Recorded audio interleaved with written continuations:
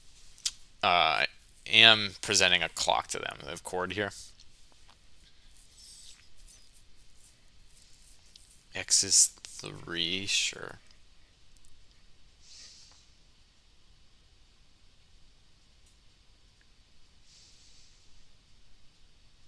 Not sure what they get here. Maybe like a Fiend Artisan if they play that in their deck. Okay. Whenever you gain life, explore. So I don't want them to look at the top 3 cards of their deck. So let's just go ahead and respond with this on the stack.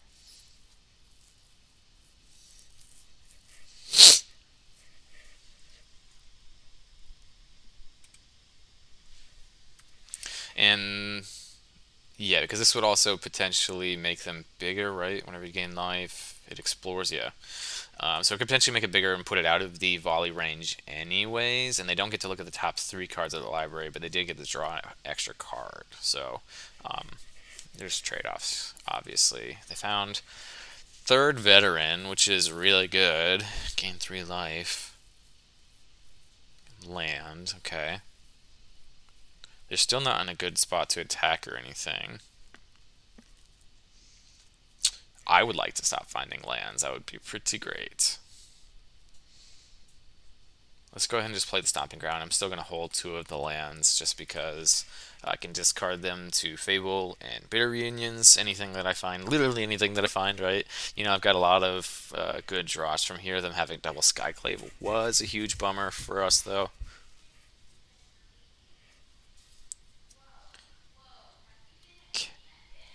Okay.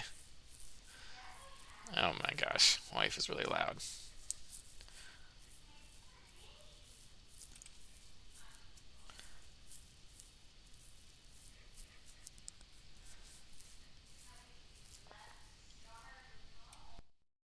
I'm going to turn off the audio for a moment.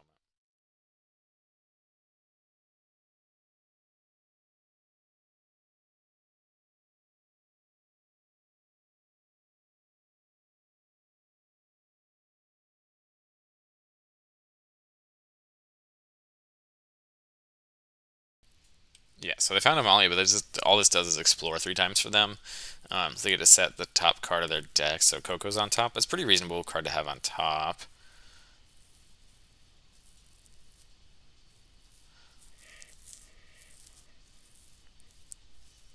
Sure. If they find the Walker, then we're dead. Let's see, they found just 4th Lunarch Veteran. So they get to explore 3 more times.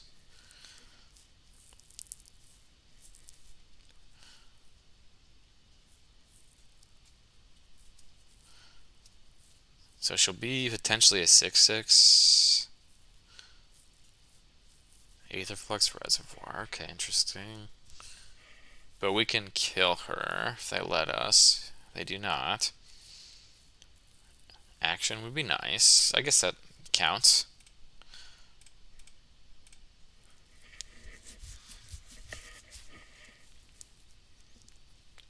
We will have to pay 3 life this time. I do not like them drawing a card, but this is their last Amalia, so unless they find Return to the Ranks, then they are off for the moment.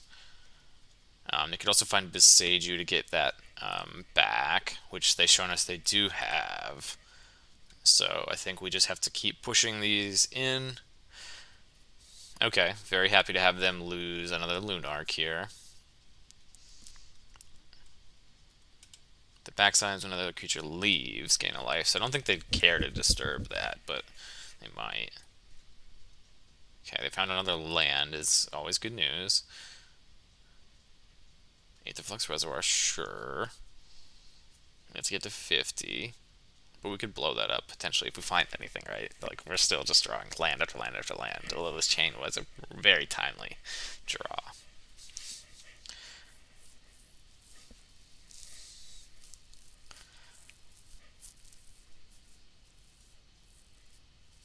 Wow. Wow, wow, wow, wow, wow, wow, wow, wow, wow, wow. pretty shocked, to be honest. This is quite insane to have drawn this many lands. We're on 1, 2, 3, 4, 5, 6, 7, 8, 9, 10, 11 lands. We've drawn like 7 in a row now, barring the chain. But we are... They're just going to sack food, gain life. Okay, that's fine. And they can keep making food with a goose if they want to.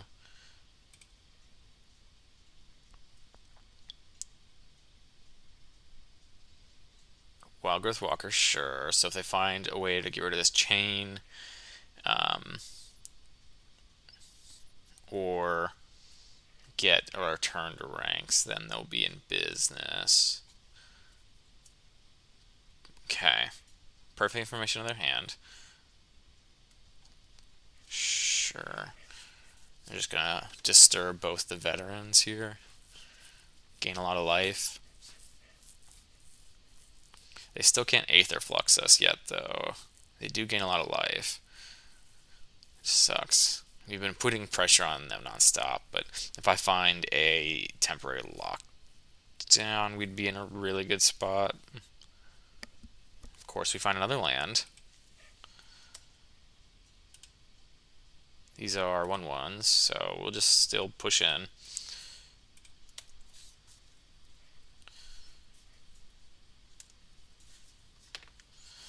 I am honestly shocked at how many lands I've found. That's a really good block, actually, because that represents 1 plus another 2, 3 life, and then 2 creatures leaving is another 4 life or so.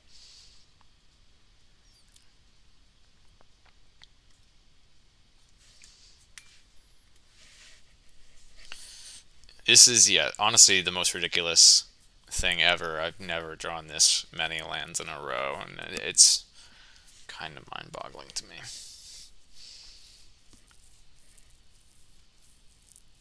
That's a good draw. And then they disturb the veteran. They're still not up to 50 yet. I probably have maybe one more turn, though. So gain another 2, 3, 4, 5, up to 40.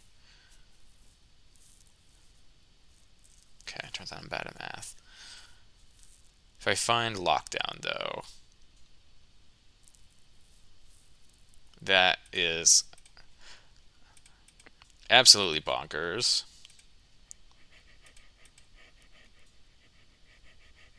If we find another land, it's just like, come on.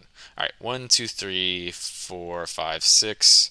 All right, we have 1, 2, 3 green. Let's do it. All right, cool. We'll play the plains. I don't want to keep losing life.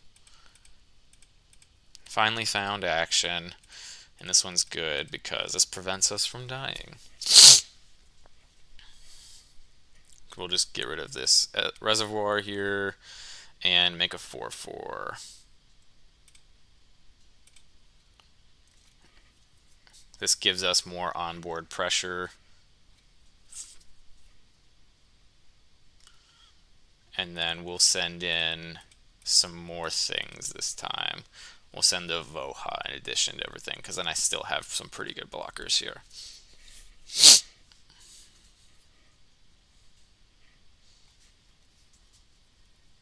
Okay, they take 7 down to 31. Still had a pretty good life total. 33, okay. If we can find a glass pool to copy. We have a, I mean, Enigmatic is actually kind of a dead draw here since I don't have any enchantments other than Chain of the Rocks here. Okay. Gain another 2 life, but now they don't kill me by having 50, so we just have to find lockdown.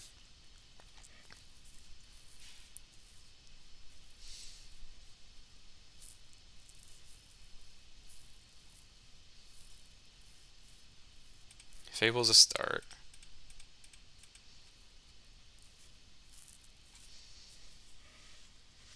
It lets us trade in 2 lands for 2 spells, hopefully. So that means next turn we should be having a good amount of pressure. Let's do it like this.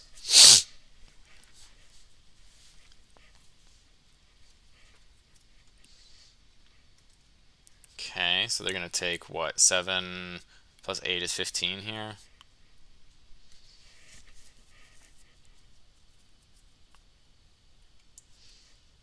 Make a food, sure. Yeah, they have definitely a way to create tons and tons of life here. But like I said, once we find this lockdown, which we're going to have 3 looks next turn, then they can't win the game once that happens.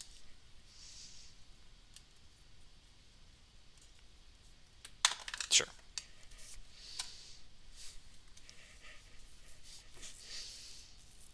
I still think we're in the better position here. They obviously have ways to kind of stave off death, right? I've dealt an insane amount of damage to them. So we just have to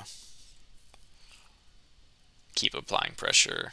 I have 3 cards I get to look at next turn, though, which is really, really nice.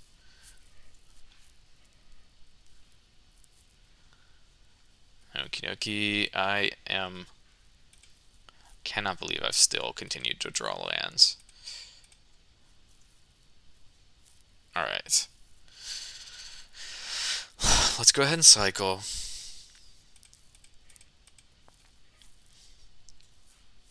Okay. Double binding's nice. 2, 3. Play another Fable. Let's go ahead, and I'm just going to spend one of these now.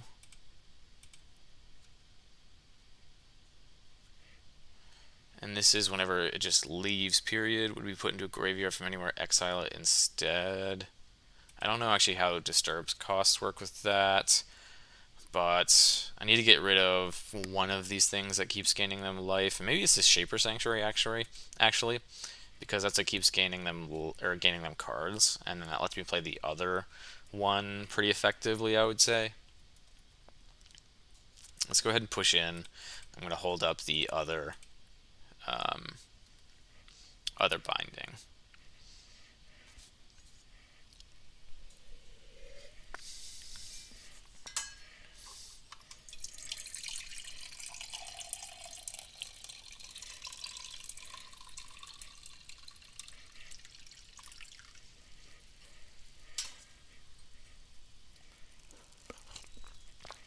Alrighty.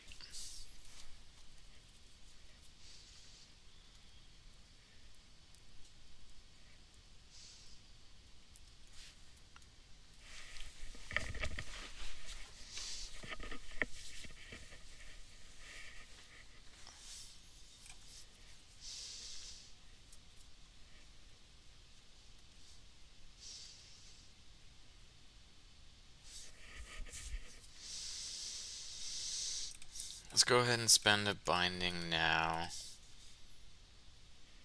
And we're going to get rid of the Luminous here. Alright, cool. That was an insane match. So, on to the next one.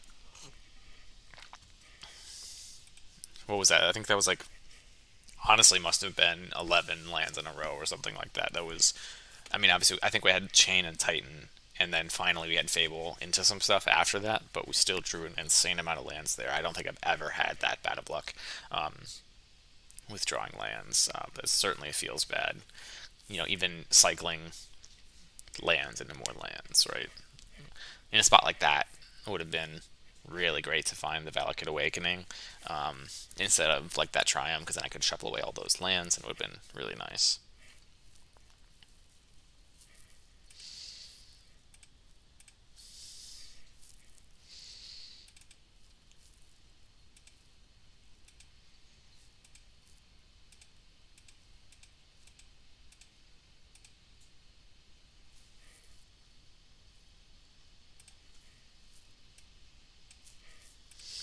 Okie dokie. This is semi-reasonable, so I'll go ahead and keep it.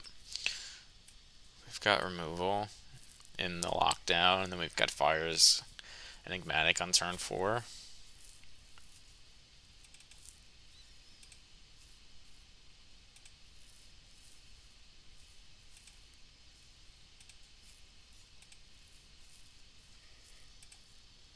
Foundry tapped and say pass.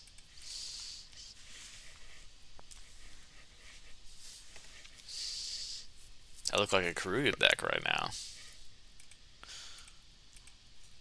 which is exactly what we're playing against.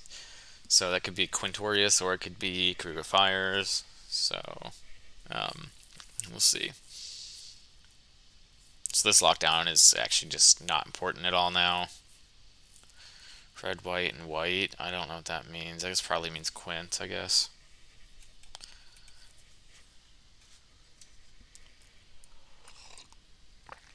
Yeah, so this is Quintorius then. So I don't have any 5-drops that stop them from doing their thing, unfortunately. If I go Fires Enigmatic. So that's unfortunate. If they just Tanuki, I guess they can't Tanuki since I don't have anything here, but I will just go get Elish Norn since they play Leyline Bindings.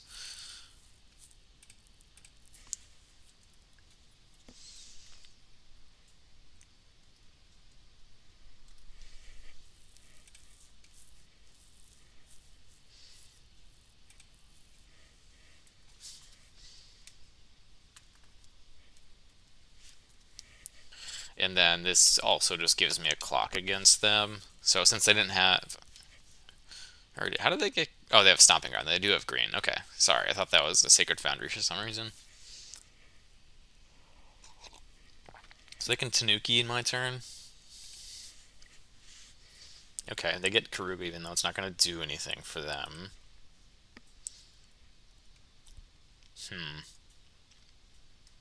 We'll just start with attacking, I guess. So what, I just have Kenrith in the deck? So I will just play, actually, Fires, Lockdown, nothing happens. And then we're going to sack it, go get Siege Rhino.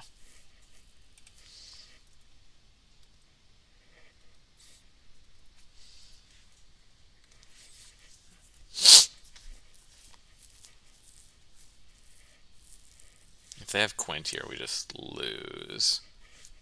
But let's make them play it out.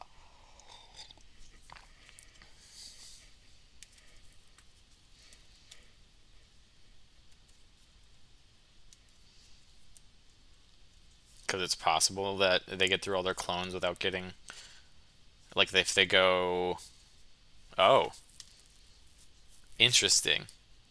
That's really interesting that they would do that.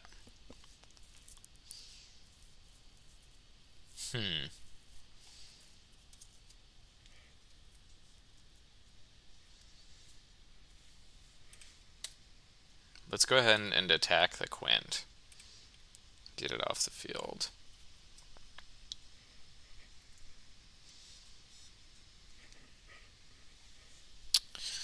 Let's then put Yorion into my hand. 2, 3. Then I will play this Lockdown, does nothing. Play this Enigmatic, does nothing. And then we will get 2 Enigmatic triggers. I'll spend I think the plan here is just get bodies now. If I sack Lockdown, we'll get Heliod, does nothing, sounds good. And then we're gonna sack the Enigmatic, I think, and get Kenrith. Say go. We still lose to Quintorius, which I don't know why they didn't just kill us with this. It's because this doesn't use ETBs or anything, because it's this clones enter as, not enter. So I don't know.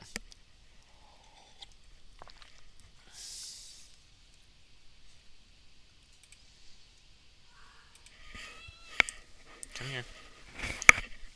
My little kitty screaming at me.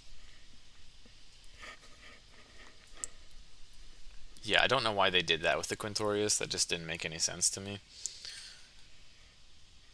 It's a nice Quintorius, though.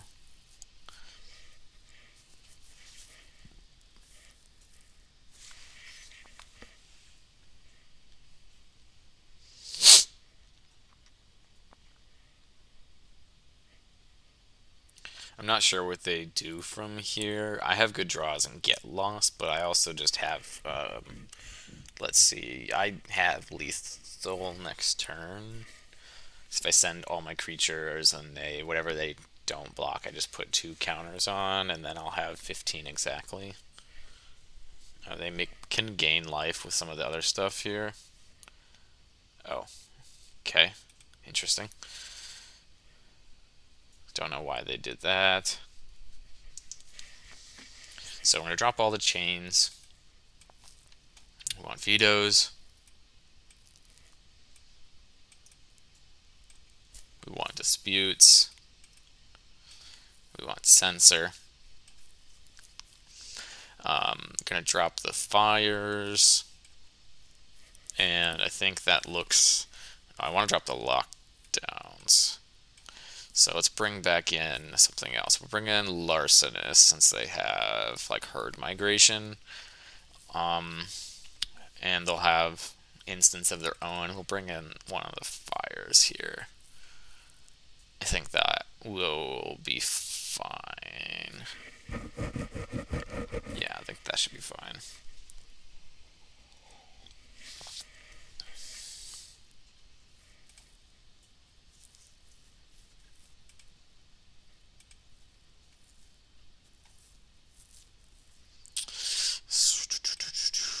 So, it's a veto. I can besage you for a ley line, and then I can just turn 3 Fable. This is really slow, but I mean, it guarantees I don't lose. I think let's go for it. Why not? It's a greedy, greedy keep.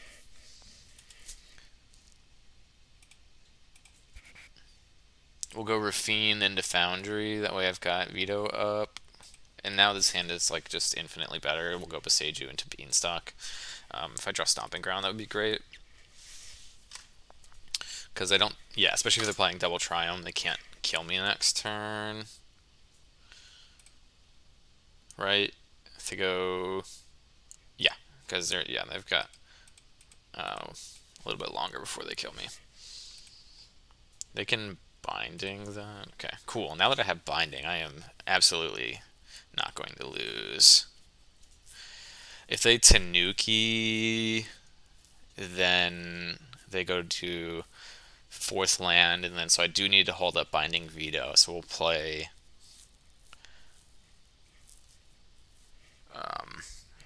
I'll play this Sacred Foundry. I'm just missing green, so Stomping Ground would be great. Then I could hold up. No, I can't. So we'll go Secret Foundry. And I have to say pass here. So I can only do veto or binding, not both.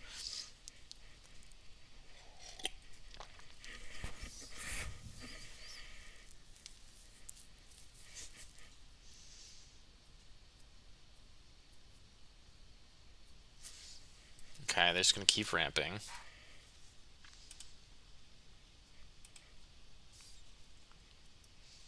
They have full domain, and they're holding up a binding, it seems. They have another land. Okay. Now I get to hold up binding and... Oh, yeah.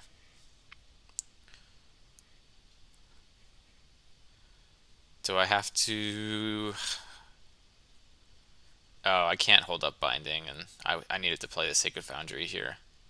That sucks. So I play this, then I can go Fable and hold up the binding. And then that's what I have to rely on here to not lose. If I'd played the Sacred Foundry, or even, I guess, the Steam Vents there, I would have been able to hold up both. But since I didn't do that, this is just a Carnosaur. Thought Distortion. Let's go ahead and just get this on the field then.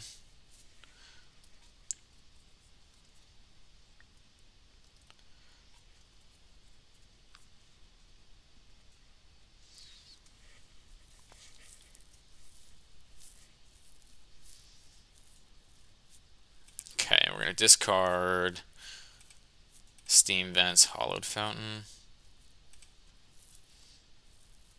We found Enigmatic. That's good because that lets us go get Phyrexian Sensor here, which obviously is a little bit awkward. If they have Carnosaur in their hand, they just Carnosaur it. Atraxa doesn't do much for me here. If I play Enigmatic, is 4 and I have 1 mana. So I'll just go ahead and play the tower, Enigmatic. Move to the end step. Sack Beanstalk, even though Beanstalk is really, really great in this matchup for a lot of reasons. Just keeps all my draws live. I can get it back with the Heliod next turn. In the Sensor, they have to answer now because they can't quint and discover and find more things. They may just wait until my end step to deal with it. So let's start by drawing a card.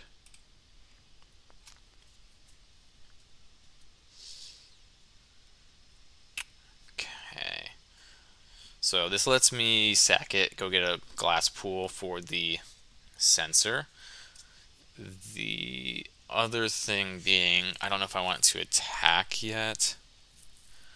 1, 2, 3 to put Yorion in hand. I have 2 treasures, third. So I don't have binding in hand or anything anyways. I think what I would want to do instead is play the Heliod. So let's go ahead. And is he Phyrexian? He's not Phyrexian, so I can't. So I have to put the Yorion in hand. Let's go ahead and attack with both. If they have Carnosaur, they kill it. Good for them. Looks like they don't. Play this tapped. Put Yorion into my hand. Go to my end step. If they let this resolve, then we're golden. And then now they needed board wipe. Okay. Glad we got the second one. Do they have 2 Carnosaurs? Interesting. If their last card is Quint, that'd be really impressive. Wow, their last card was Quint. That is insane.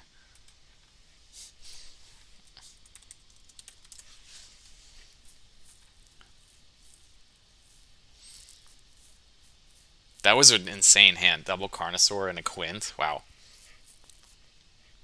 And through 2 Phyrexian Sensors. That's incredibly impressive. They have 2 Thought Distortions, Sky Turtle. Looks like they're playing the full Herd Migration.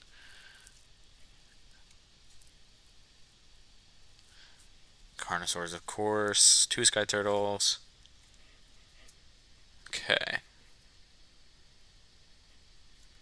Nothing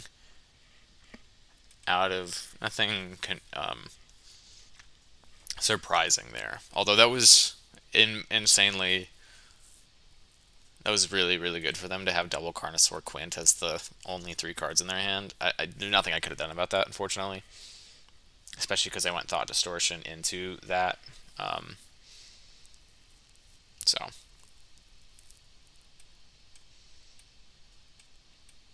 So if we go Rafine on 1, so I get to play Sensor on curve before they get a chance to do anything. That gives them a chance to respond with the Carnosaur, so maybe I go Redain first. I think this is probably a keep because I have the Wandering Mind to find me things. We'll go Redain and then Sensor probably. This stops, will slow down bindings and whatnot. If I play that on turn 3, even if they had Domain, that'd be a 3 mana binding into turn for Quint, possibly? I don't think so.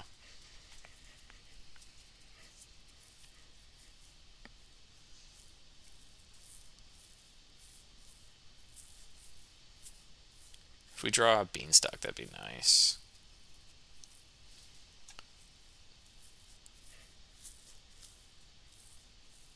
That's a decent draw, but I can't cast it, so I would have still preferred to have that in the deck. If I find a fires plus land, then I'll be fine, I guess.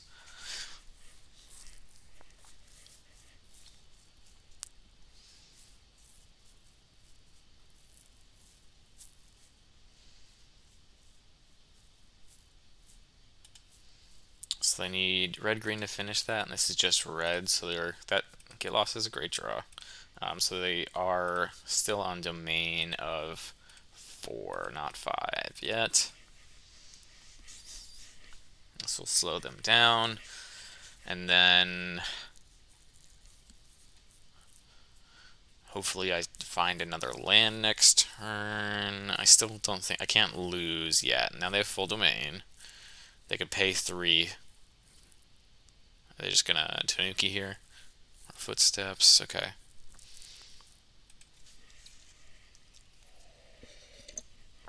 So I'll have to hold up Get Lost here then, unfortunately. Found a land is nice. Send Redain in.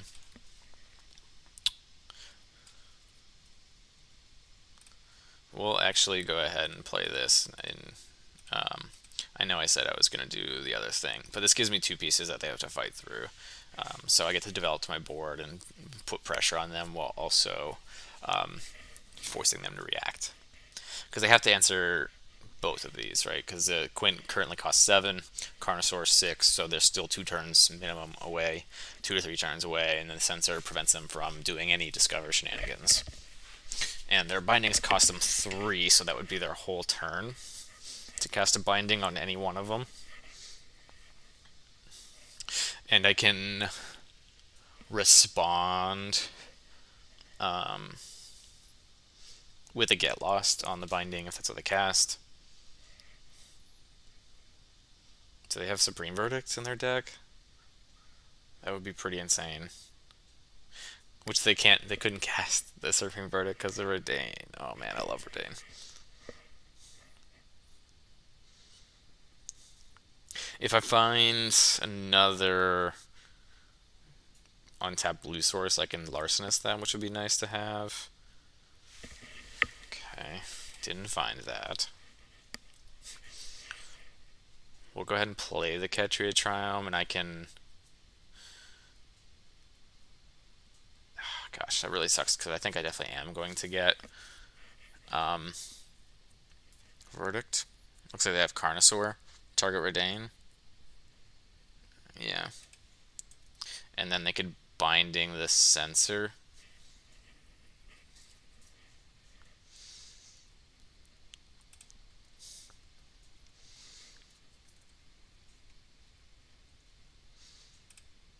So knowing that, I need to hold up my Get Lost. So I can always play the Kutzil.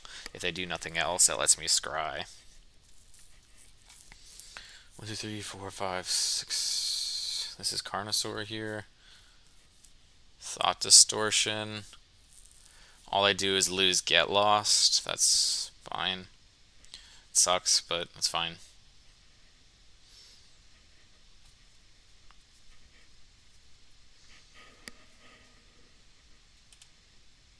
Yield until end step, and then we'll play the Kutzil.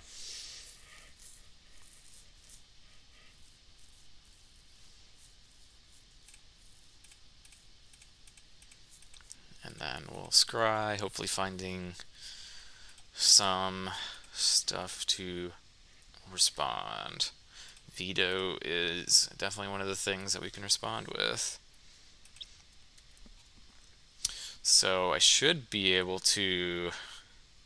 I can't Larcenous and Veto, so if I go white, blue, I can cast my... Let's just go and attack first. And then I can cast my Wandering Mind, and then hold up Veto. 1 red, blue. Oh, well. One of the very few times that I whiff, so... if they can't win this turn, they're dead next turn. Unless they have that verdict. It looked like they had a verdict based on how they were tapping. Which would suck because I can't counter verdict. Okay.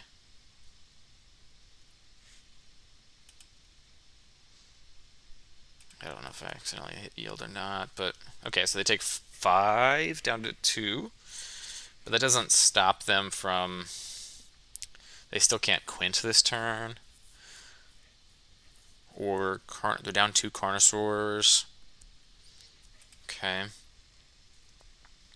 So I would like to draw an untapped blue source, so let me hold up veto and play the Larcenist out.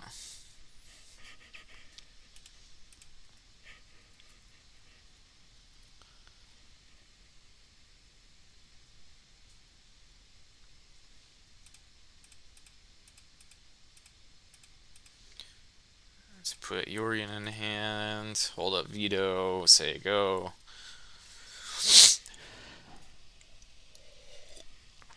They're dead next turn. Again, like they were before. Okay, that's fine. So if they just go Carnosaur, once they get to the quint, then we just counter the quint with the veto.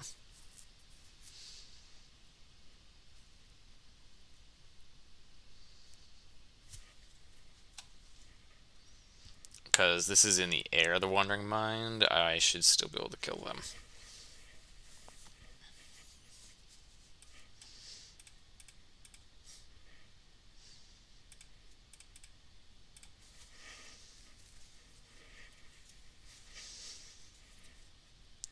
Alright, boom, got there. Alrighty. They had a really good game too, but they weren't really doing much to pressure us that last game there, so took it in the end.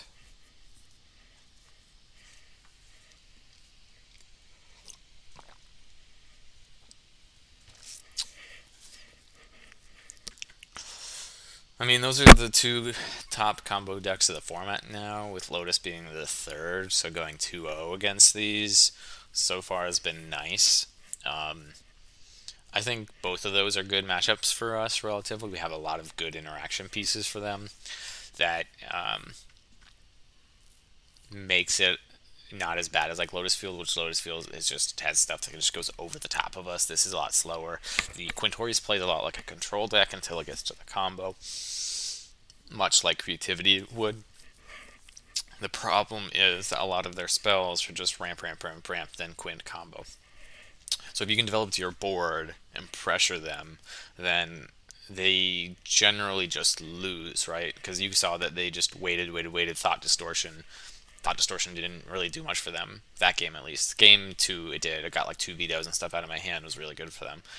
But, you know, then they just wait for Thought Distortion, then try to quint you next turn or Carnosaur you next turn. But if you have any interaction, right, like the veto, Get Lost, Binding, anything, then it just, you know, invalidates the combo there, and then you just keep applying pressure, and that's how you take those games. I mean, it's obviously it's still a really scary matchup, and it's still really good, but you just gotta... I still feel like it's a pretty good matchup for us overall.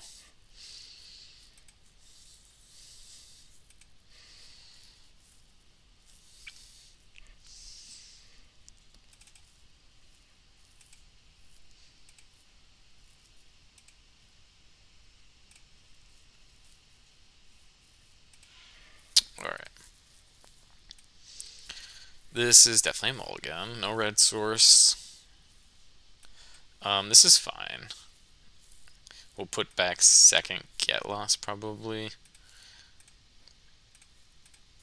And I don't have any mountains to chain on, but I can develop towards that. I need the green sooner.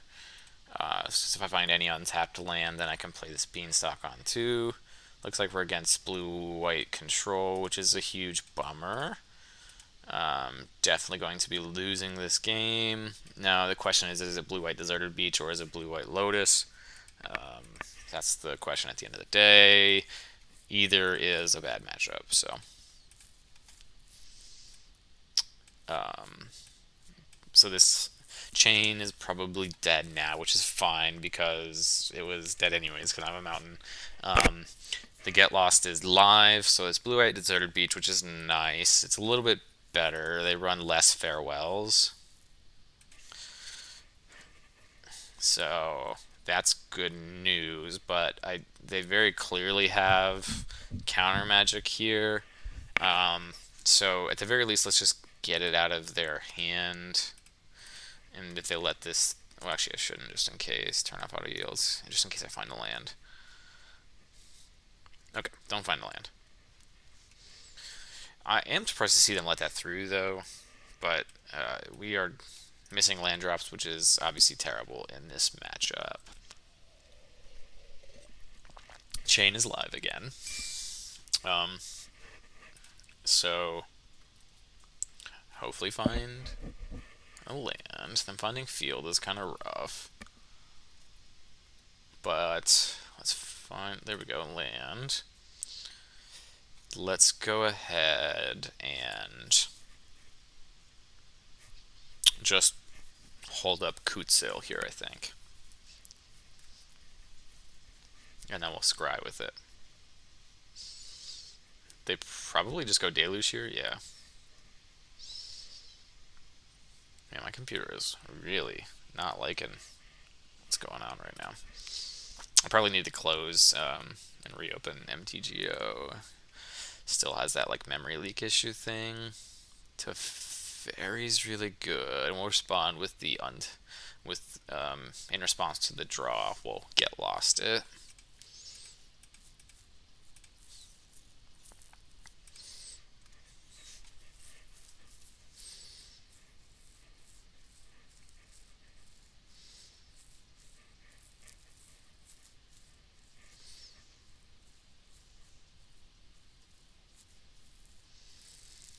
Okay, bummer.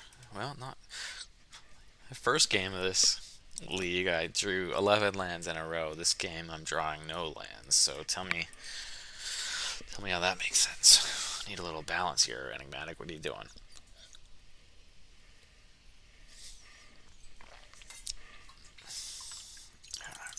Got myself a nice large pot of coffee. I can drink like an insane amount of coffee, and it just is just like a nice drink for me. It's not really, doesn't really do much. If I like drink a lot, it can make me a little bit jittery. But other than that, it's like not really doing much for me. I guess they're gonna hold up something here. Counter magic. I don't know what they would want to hold up. I'm just gonna probably still go for this Quintorius.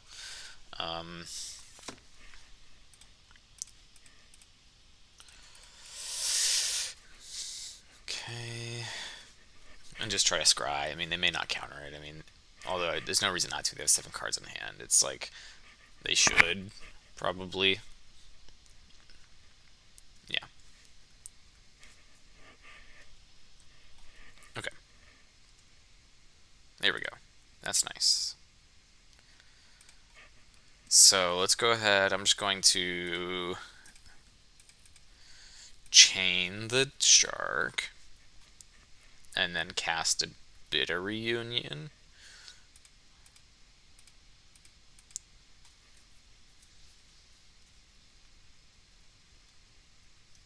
We'll discard Fires.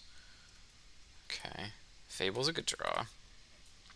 The reason to discard Fires there is that when I get to the bindings and Get Lost and stuff, I can't respond. And Fires is also just really weak into control because you just go fires and then they counter and you're like, oh shit, you can't do anything else. But I mean, if you do land of fires, it can be pretty backbreaking because it's a lot of mana advantage to have, but that can still just very easily counter everything that you do. No manland, or I guess the anchorage. I've never seen anybody activate their anchorage, which is crazy to me. I'm just going to actually just try to jam 2 enigmatics in a row here. And I guess this would have been a reason to have the fires, because it's 3 things to try to jam, but we'll just see what happens. Yep. And then we have the second one to follow up with next turn.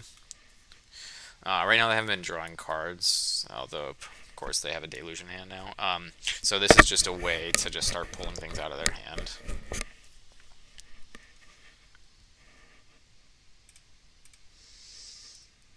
And they get to deluge next turn. If they don't counter anything, 1, 2, 3, 4, 5, 6, 7, yeah. Sure. Let's cast this fires now. Why not? Since I drew it. Would you like to let me fires? They say no. Alright. We'll go ahead and yield through the turn, and then we'll try Enigmatic next turn. But this is also good because this means that they are not deluging this turn, at least flashback. They could have an Emperor or a second deluge in hand. Beanstalk, sure. I still have the Bitter Union here.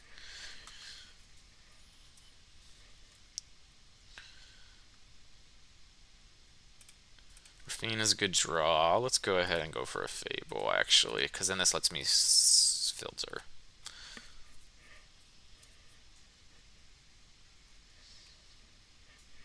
And it potentially gets me another mana, which would be nice to make it easier to double spell.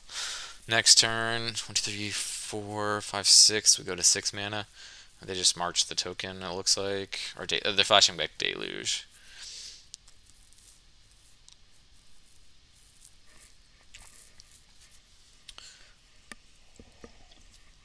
Well, maybe I should have tried to cast the Enigmatic here. And they couldn't have deluged.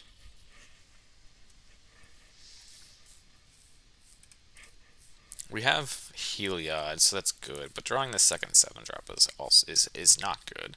So let's go ahead and discard Titan and Atraxa. Neither of these are going to be good here. Okay, so we found land. 1, 2, 3, 4, 5, 6 mana.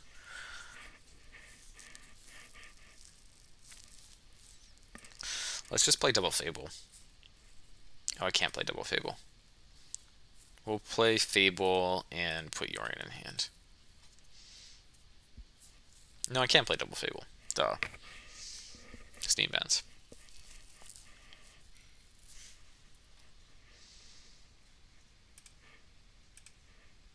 This is also just a... Fable is obviously one of the most broken cards in Pioneer. This puts a lot of pressure. This gives me more cards to draw. Gives me creatures, gives me mana. This does a lot for me. They're probably going to flashback the other deluge, though. Okay, that's actually pretty good, too. Make a thing. Oh, they're just plussing.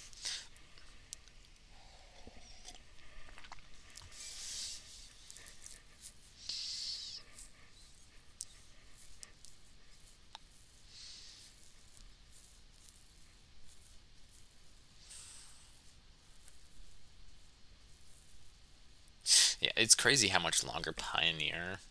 Oh, that fucking blows. God, I hate Farewell. Oh my god, that's really backbreaking. They are shields down somewhat. So now may be a good time to resolve an Enigmatic. They could still have Get Lost and all that. Let's just do Heliod, I guess. God, I hate Farewell so much. And they have to casualty to make disappear, but it's what they have left. We'll get back fires.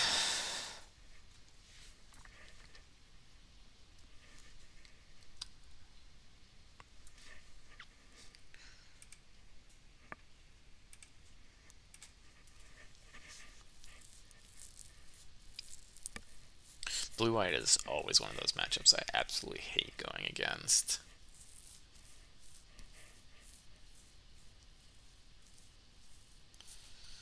They still haven't found Hall, which is nice, but they still have 6 cards in hand, which is bad.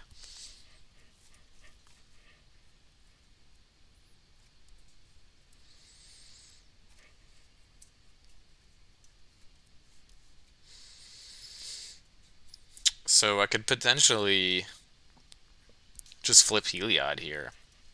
If I go 1, 2, 3, pay 2 life down to 11, I could Nylia's Presence and Fires and Enigmatic maybe, depending on what they draw. And then if they remove the Heliod in response, then I can potentially do other things like Fires and Enigmatic.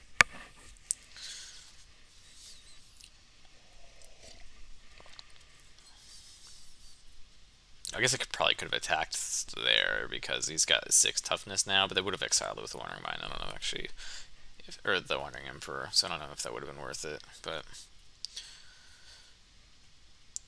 is this a big shark? Yeah, it is a big shark.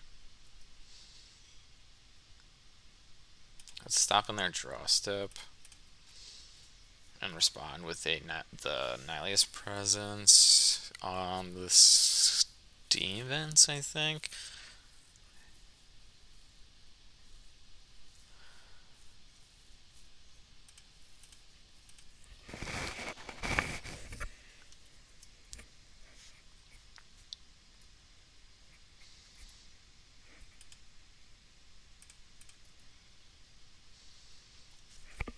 If they draw another spell, I can go another card. I can go Enigmatic, and potentially plus Fires as well.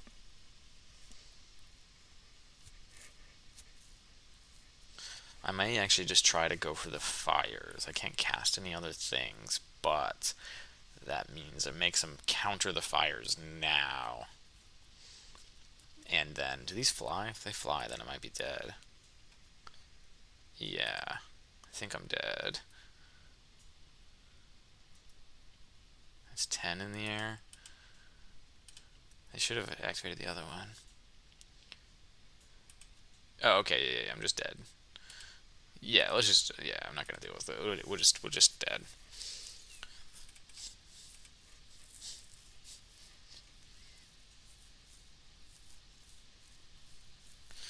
Alright, so we want Larcenous, we want Vetoes, Disputes.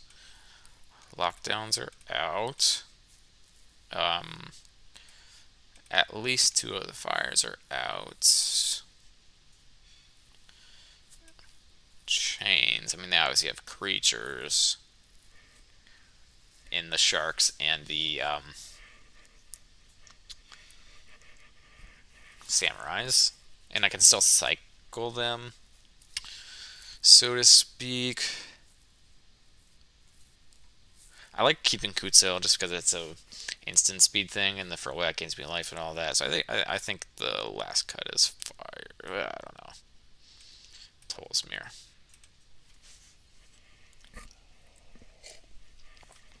Blue White's a very, very bad matchup. I hate playing against Blue White. Because Farewell. Like, I think we would have been fine in that game if the Farewell didn't happen, because I had 2 Fables coming. It looked pretty deep for things. A lot of mana going on. I had the Bitter Reunion in play. So if I had resolved an Enigmatic at all, I would have been fine. The increase in Blue-White has made me consider a Destiny Spinner again, although it's like, it is kind of a weak answer to it, especially if they just remove it and then like counter your thing. So it's not like you gain a whole lot by having it. And especially if it's a one of, then you're not guaranteeing you see it. It may not even ever actually matter. So it's really hard to say like how to improve the blue-white matchup.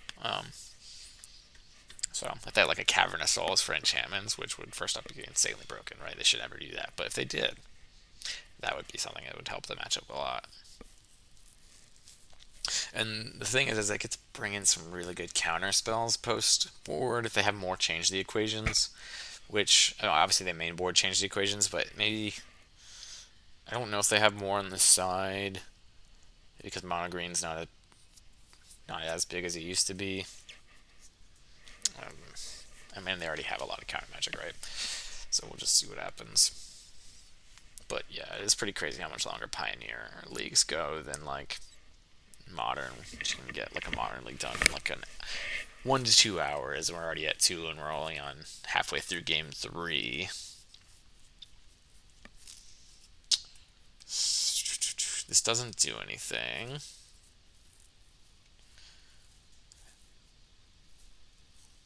Okay, this is fine. We'll put back the Elish Norn and play the Hinterland tapped because I don't have anything that would let it enter untapped. So that way I can play on curve if, say, I draw a Beanstalk. Look at that. Rewarded.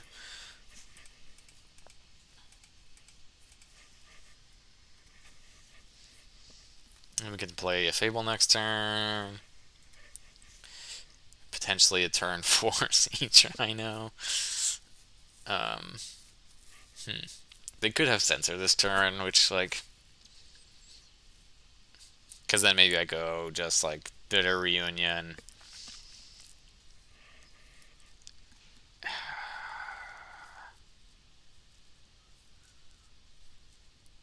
I almost definitely have something, but let's go ahead and just play. Let's see if they want to counter the Bitter Reunion instead. Let's give them a weaker spell to try to respond to.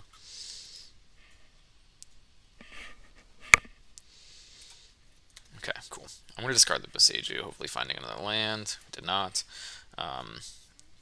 Just because I don't want to discard the other cards here.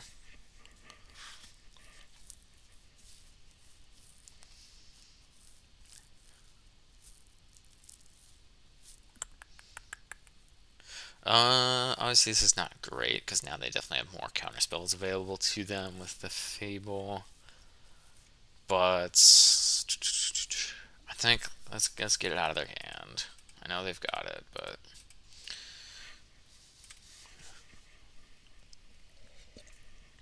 kind of priced into it since I didn't find the land and I discarded the one that I had, you know. But them spending a change equation is really nice right now, which means they wouldn't spend it on Enigmatic later, potentially. I just field the Jetmir right now. Is their plan? Oh, it doesn't. I guess it pulls me off blue. It is important.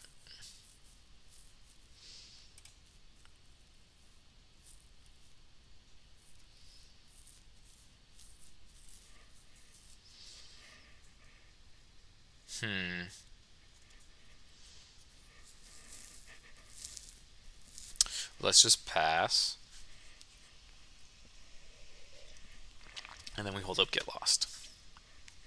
That was actually a way better play in retrospect than I thought it was going to be. Since I forgot that was my only blue source. There we found another. That's nice. Let's go ahead and pass back.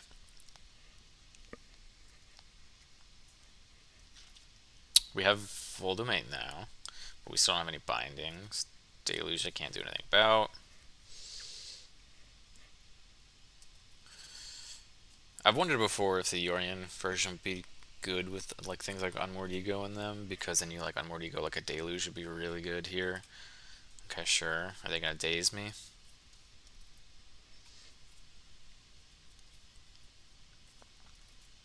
Mystical Dispute, okay.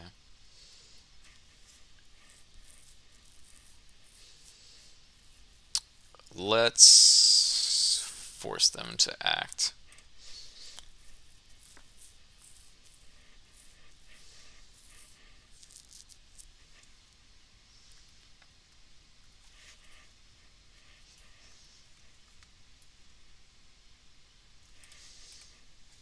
Okay. They have Dispute. I can't cast anything blue.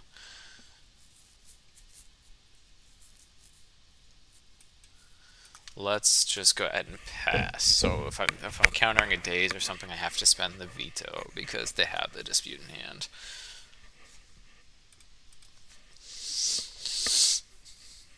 Make the spear. Okay, that's not good for us, obviously.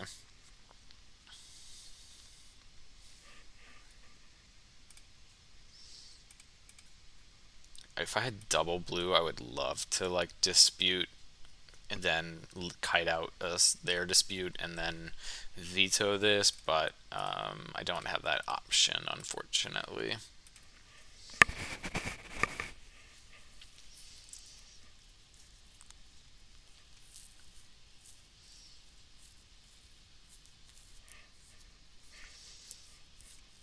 So I have a make disappear and a dispute. So if I cast Rhino, it would, if they go,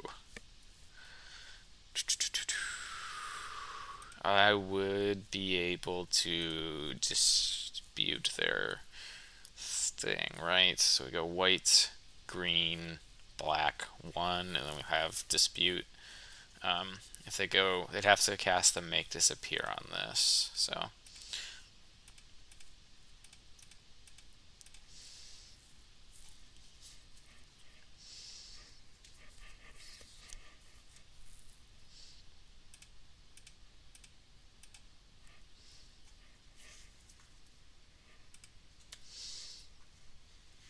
And then, I mean, they have a lot of ways to remove this, of course, but this is just must answer, I guess. Would have been nice to be able to have an extra mana for the Bitter Reunion to just kill down the Narset, but we're at 2 cards anyways, and I don't like either of them, so if they daze us, I'm actually not too upset by that, but they may just march the Siege Rhino, it looks like they might be doing. Yeah. And they still have Dispute. 1, 2, 4, 5, 6. Let's put Yorion in hand.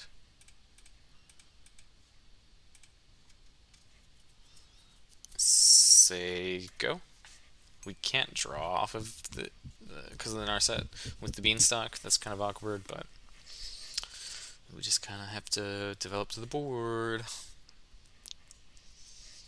2, 3, 4, 5, 6. If I find another land, we can do that. I could just force them to cast this Dispute. They could also just have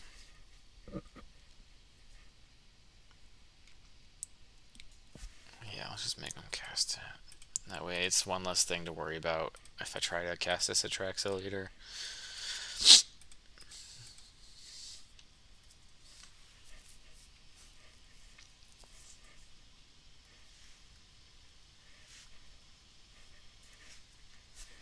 Okay, so Dispute's gone.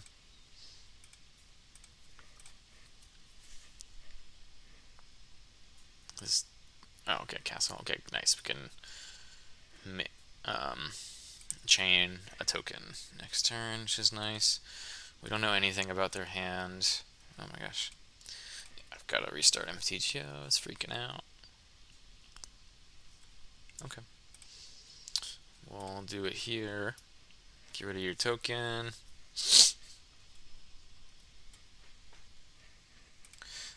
Play the Ketria Triome and say pass, and then next turn maybe a Titan of Industry. It misses.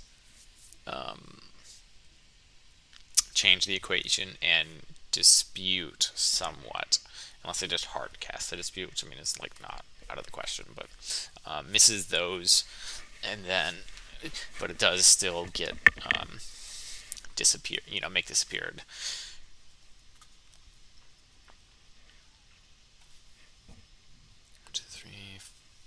I've got a lot of mana. Siege Shark, okay, I can chain that as well. If I find an untapped land, I'll try to do both. Okay, well that sucks. Because of this Narset. They have 5 mana here.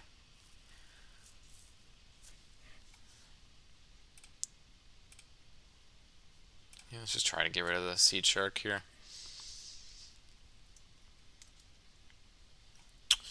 And I know I'm not going to draw a card, but I'm going to get this out of my hand at least.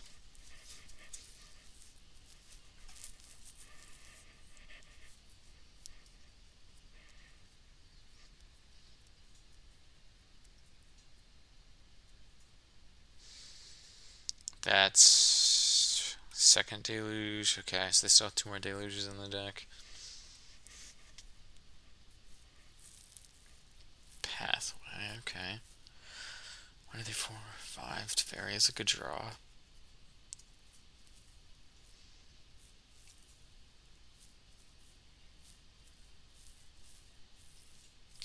There's not really much I can draw that helps me here. 1, 2, 3, 4, 5, 6, 7, 8.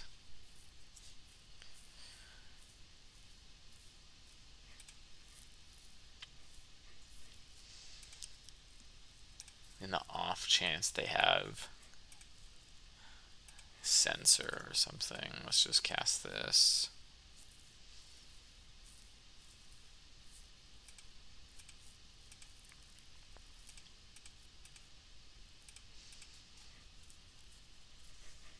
Get to draw nothing for our troubles.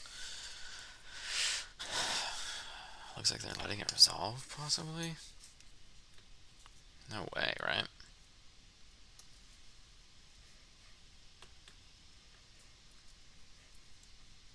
Okay.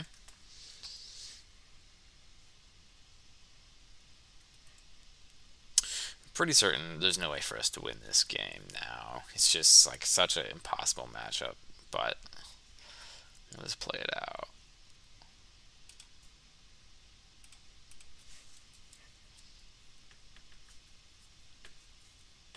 The thing I like about playing against the Lotus Field version, though, is that I'm just dead quicker. You know, this is just kind of like waiting for them to kill me type thing. Okay, sure.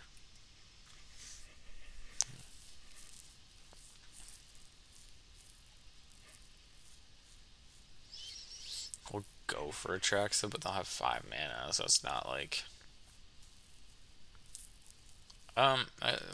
this is a little bit better to cast.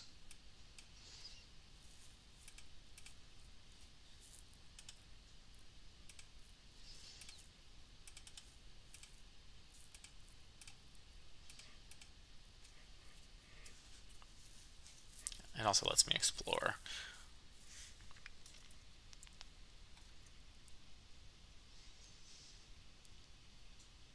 Sure, I'll take the Valakut here. Let's go ahead and explore.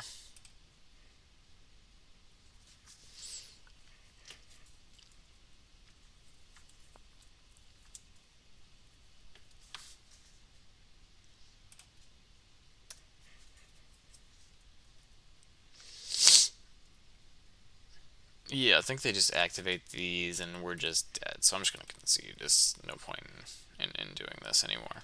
I'm going to restart MTGO just because this is lagging a lot.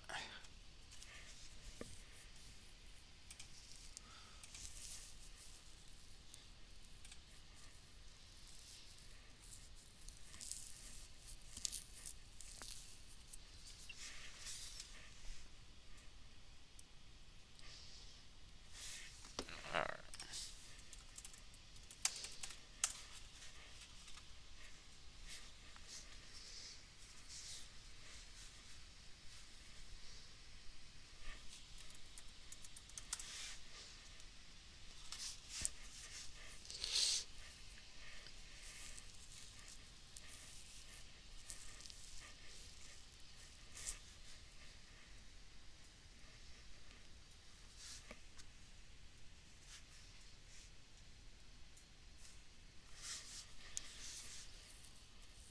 Alright.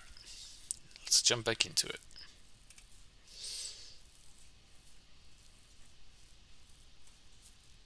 So we're out of contention for Brewer 5-0 now, but that's fine. We'll see what else we're up against. We won against...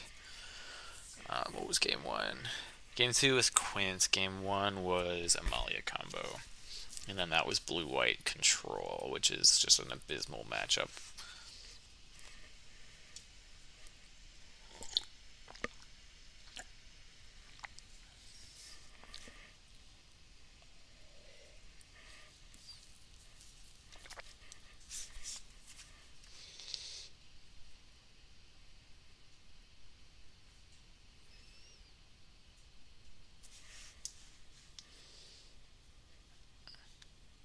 Alright.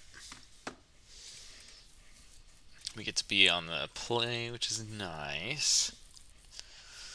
One land is not going to really get us anywhere, especially with no card draw spells. Now this is a bunch of lands.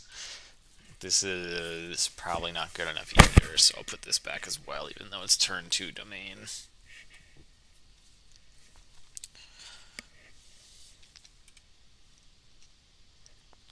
This is better. So we have to put 2 back. Honestly, I think Binding's one of them, since we're a little bit farther away from that. And Fable is really, really good. But Dog is a turn 2 play, but we'll just play towards the Fable and see how this hand develops from there.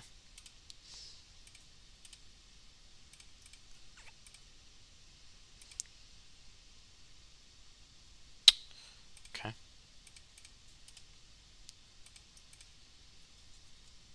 So we're playing against Greasefang.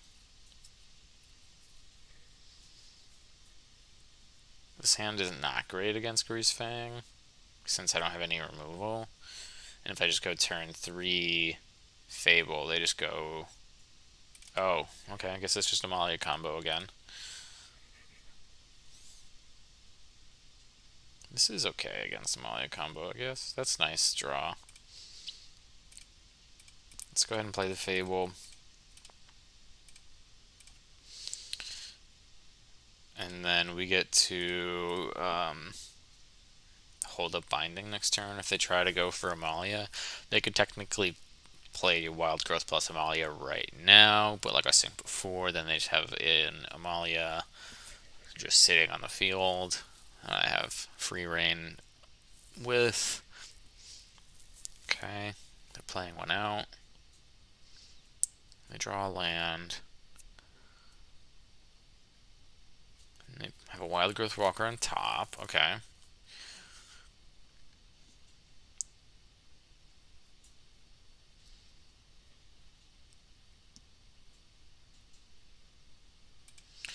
We will discard the Coma. And I'm going to hold on to the Confluence because I could play Binding and hold...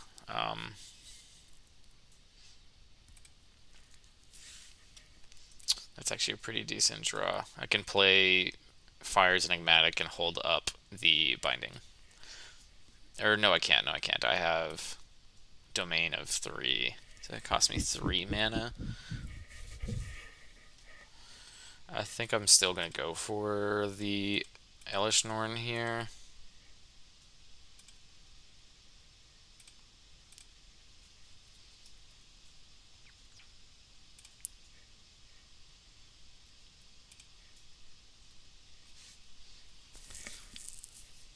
Because they don't have any foods yet, and so if they play a Gilded Goose to try to gain life that way, then the Elish Norn also stops that ETB. So they have to have removal here. And then I can just... Yeah, they don't get any ETBs here, and then I can just play or hold up this Binding, and then I can hit both Wild Growth Walker and the Amalia next turn. I think they were going to try to go for the Goose, it seems. She doesn't have Death Touch or anything, right? It's just... Yeah, she's just vanilla other than the ward.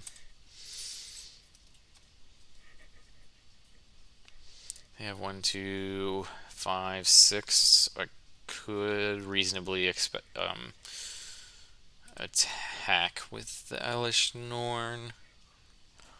I don't think I will, though. So this cost me 3 mana. 1, 2, 3. So I can't get Yorion, and so what I will just do is sack Kiki Jiki, get Siege Rhino.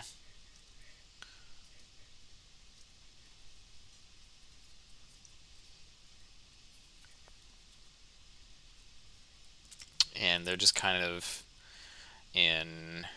Yeah, they can make the food manually, but they're just kind of in combo waiting room, which is nice. Okay. Fires is interesting.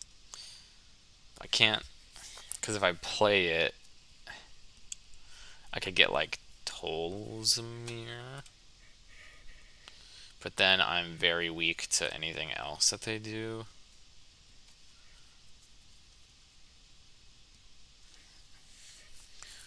I can, yeah, wipe the board essentially. I think that might be worth it.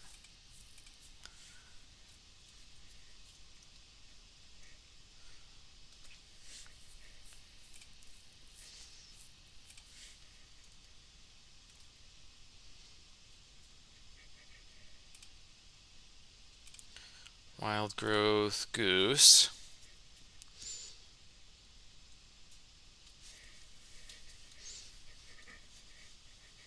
So they have a cord. Okay. They can't gain life in response. I guess they have Selfless Savior, possibly. Another Goose. Okay. That's fine. Make another one. I'll keep the new one. Fight Amalia plus Goose. Alright, cool. So we want volleys. Lockdown. Verdict.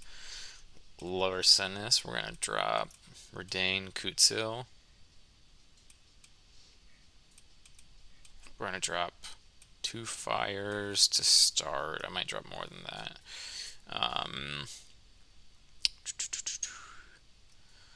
Drop a Bitter Reunion. And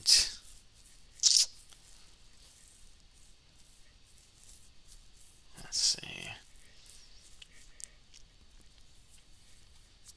Probably Frillback, I guess. Go with that.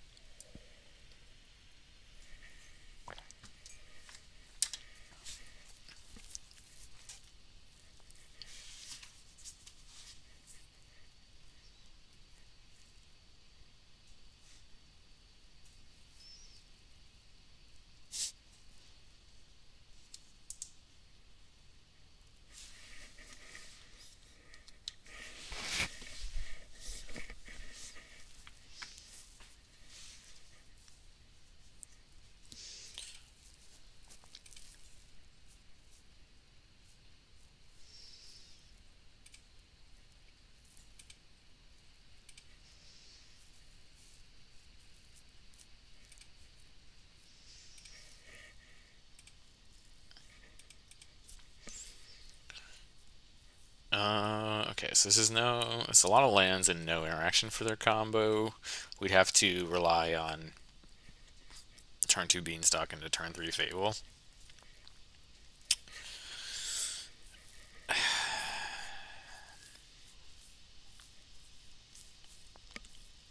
That loses to the Nut draw, so they go turn 2 Amalia, turn 3 Innkeeper into Wild Growth Walker. We lose. So I think I will try to find removal.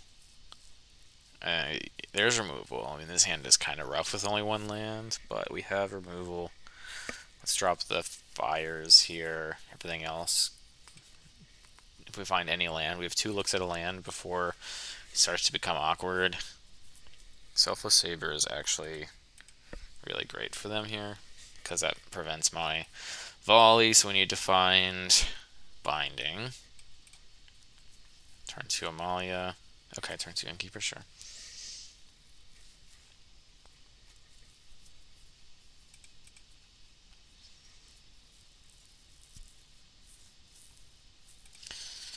Play Steam Vents. Play... no. Yeah, we gotta play... I'll play the Reunion here. It finds me, lets me look deeper, and then we'll discard the dog.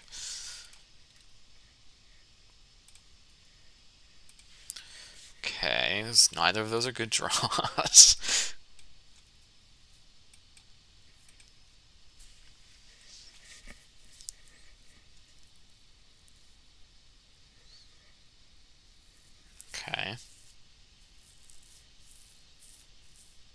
Goose. Goose is on top.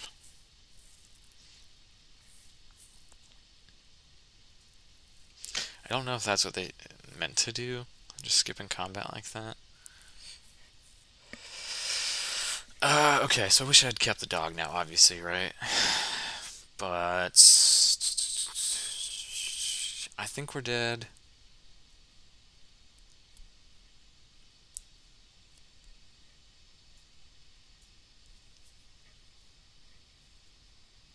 Hmm.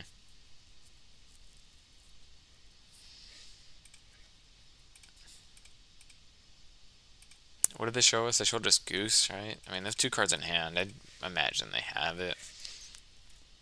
They could Cord right now as well. Cord would win them here.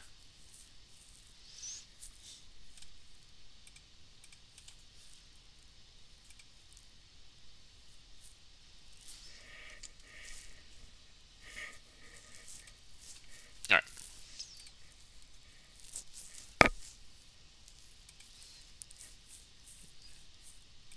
No changes. The turn one Selfless Savior was a really big deal for them, but it is what it is.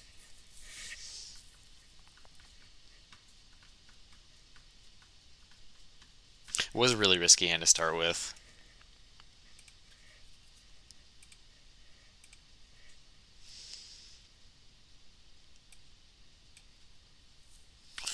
Another one lander, except I can't cast my removal this time. God, I really hate this hand also because it's two triumphs, but I have a lockdown, which is a big deal. I have no red mana, which sucks. We'll drop the Larcenist. We'll lead on the Spara because it gives me green and white, and so that's the maximizes the amount of things I can cast onto.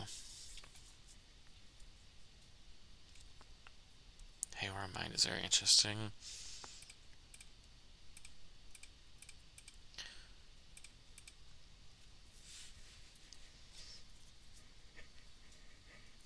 Casting that because they didn't show me anything that matters on turn one here. So I'll play the tap land next turn, and then I'll go into lockdown the following turn. It's a really good one to hit, because then if I play this, that puts me on 2, right? Because I gain black on... Yeah, I think that's a pretty good draw. And so we get to hold up this binding, and then we'll temporary lockdown next turn. And then we get to hold up a binding for 1.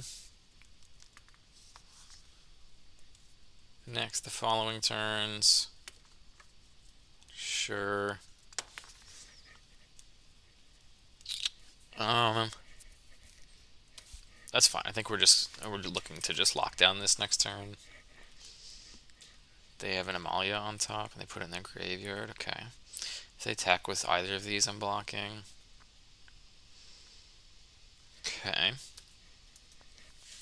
I would love to draw like a Stomping Ground.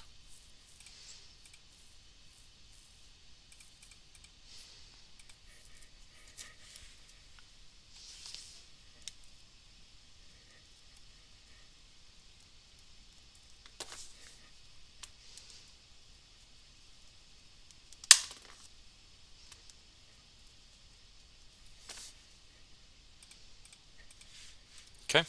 Pass back. In a decent spot here, but they have good draws and like Beseiju and whatnot that I know that they run, especially with this Wild Growth Walker being played. So what I can do is I play the Raffine Tower, play Fable, hold up a binding here.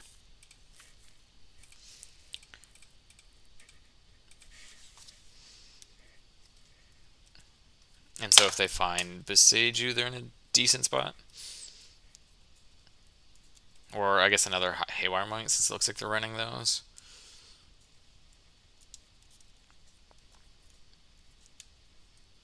Goose, okay, sure.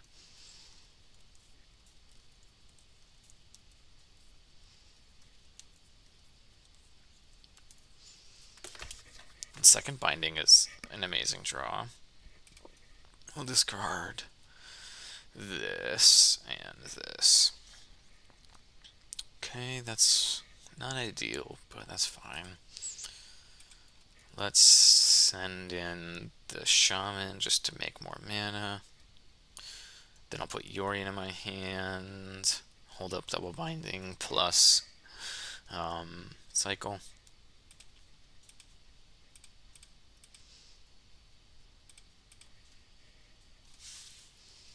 So there you go. And then next turn I can Yorion and pull the Wild Growth and Goose under the lockdown as well.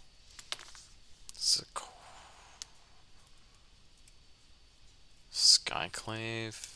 Okay. It's pretty good.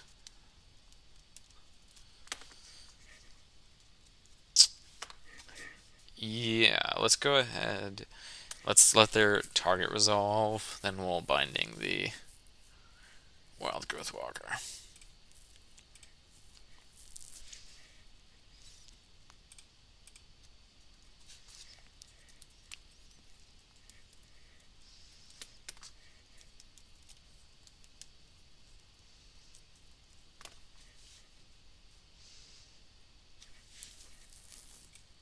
And then now I want to binding the Haywire Might while I have no mana.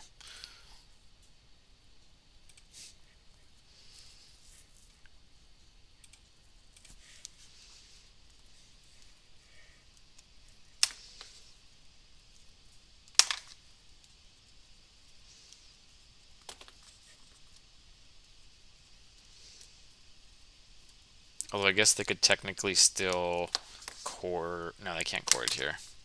They only cord for one. They cord for two now.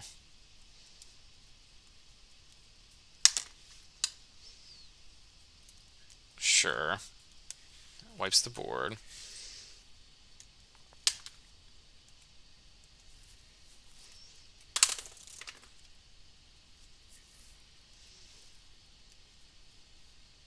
Turn to the Rakes is a really good one to have here.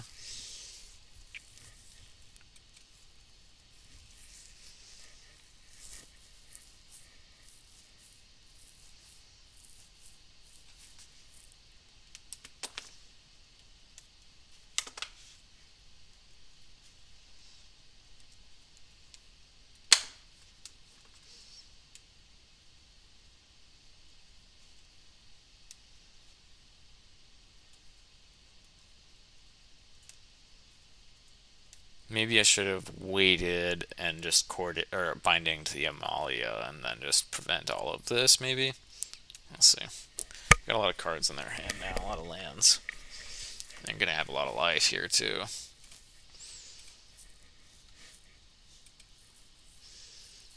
Okay, so they're just keeping Collected Company on top.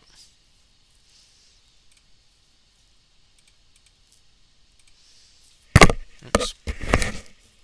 Yeah, I probably definitely should have waited and just binding to the Amalia. They had a Haywire Might still, which...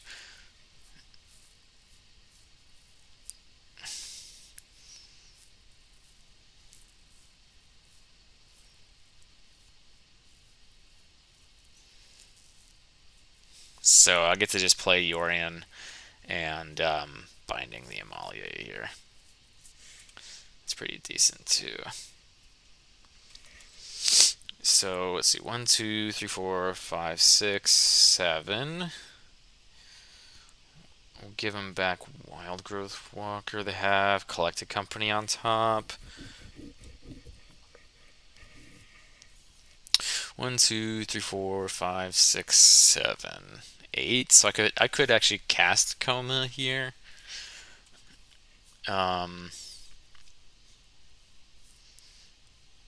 And then I never lose.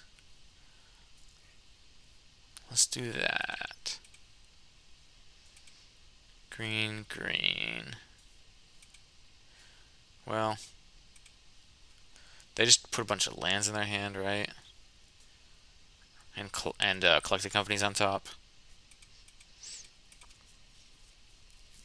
If I bounce this, I could get got by. Yeah, we're just doing Coma. Green, green. Blue, blue. 2, 3.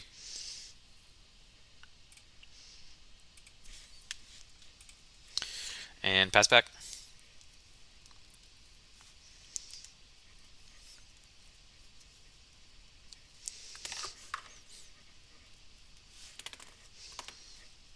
Oh my gosh. Even after I restarted MTGO, it's still freaking out.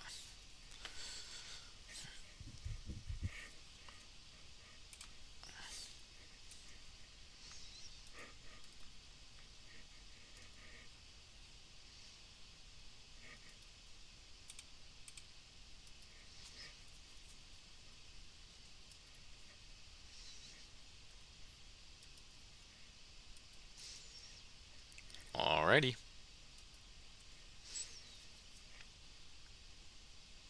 Sweet. Got there. Infinite blockers. Let's see what we would have drawn. Oh man, MTGO is...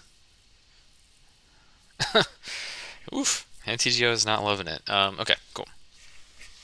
So that was definitely one that we could have very easily lost there.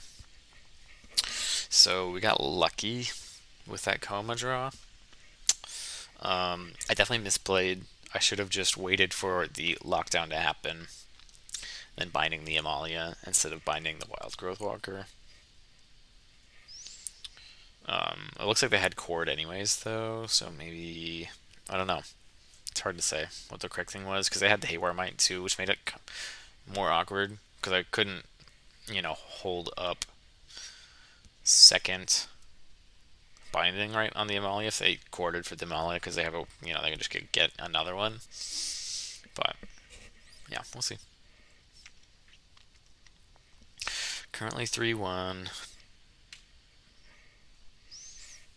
I hate how it makes me redo this card preview window every time. We've got a window within a window here. Alright. Yorion, say go. We are on the draw. This is not a good enough hand. Too many 5-drops. Not enough lands. Not enough action early on. If I drew a white land, which I have 2 looks at technically, then I'd be fine because I could go turn 2 Dog and into turn 3 Fable, turn 4 Fires. I just don't think this is going to shape up well otherwise, though. This is better because of a Beanstalk, but...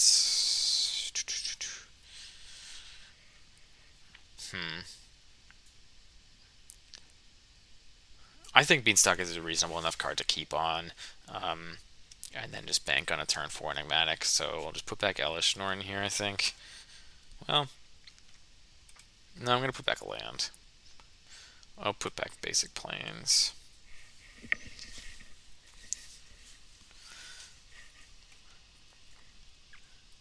Oh, shit. They're against blue-white again. That sucks.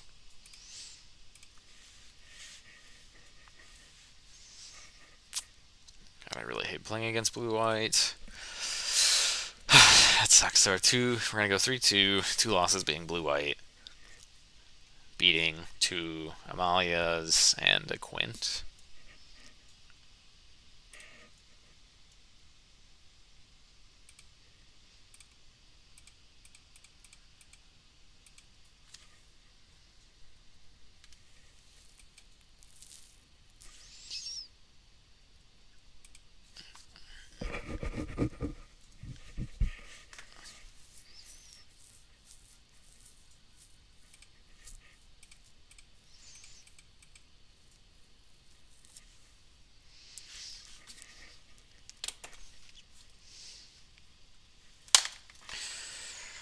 Blue-white is such a annoyingly long matchup. Well, they didn't find 4th land. That's actually is a big deal. We have double Enigmatic, but nothing to, get off of it. So I'm just going to play it out, see if they let it through, because I have nothing else. They may just choose to counter it, though. Yeah, because if they have, like, March or something, then, like, they can remove it, right? But right now this doesn't do anything because I don't have anything else going on. So it looks like we're, based off of the quick study, we're against, I think, just blue-white Deserted Beach, not Lotus.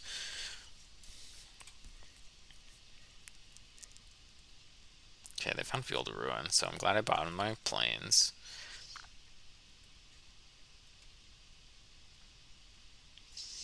Redain is a pretty decent draw, actually.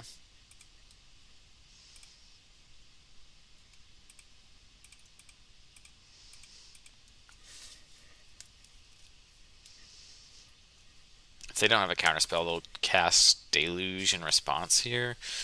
Otherwise, they're probably going to go field into counterspell.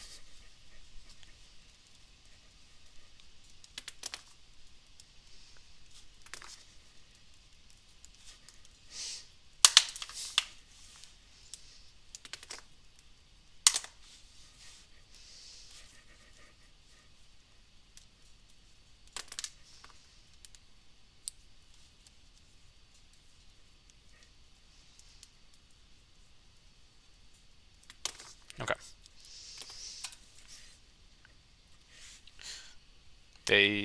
Let's see, they would have gotten a 2. Okay, so they wouldn't have been able to cast the Absorb there, but that's fine.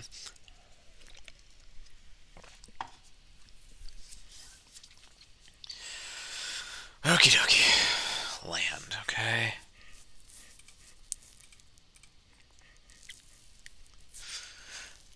If I play Enigmatic, it doesn't really do anything for me. I shouldn't have shocked. Let's just get this out.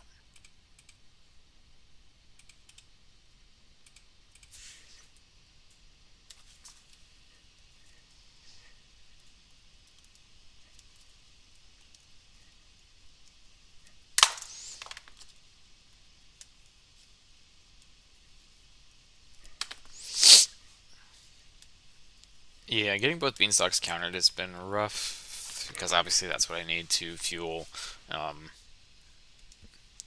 both Enigmatic and fuel my just engine overall. I need to, like, this deck flops once it is unable to draw cards, because all the things that are drawing its cards are, of course, are enchantments. But yeah.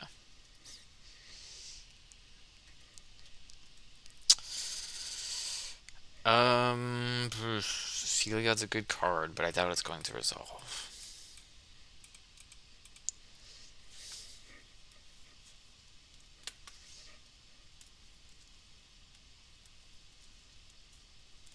Okay, cool. Get back a Beanstalk. Let's cast a Beanstalk. So then they either kill Heliod or they counter the Beanstalk, or I mean potentially both, but okay, nice. Falcon Awakening is a decent draw, to be honest. So if I get, I'll try to make them answer the Heliod here. I think because I just get, it's either Kenrith, Tolsmir, or Cav. I don't think either of those are that interesting here. With Beanstalk, I probably just go get, like, Wandering Mind here, since my Redain is already gone. Skyclave doesn't do anything for me right now. If they have Farewell, I mean, I'm, like, in a bad spot, so that's what makes Wandering Mind that much more attractive. So I think let's just do that.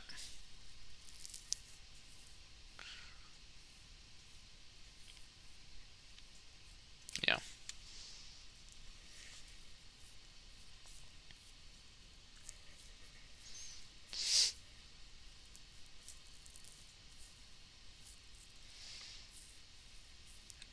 Let's get Fires, because that's going to pressure them a good amount.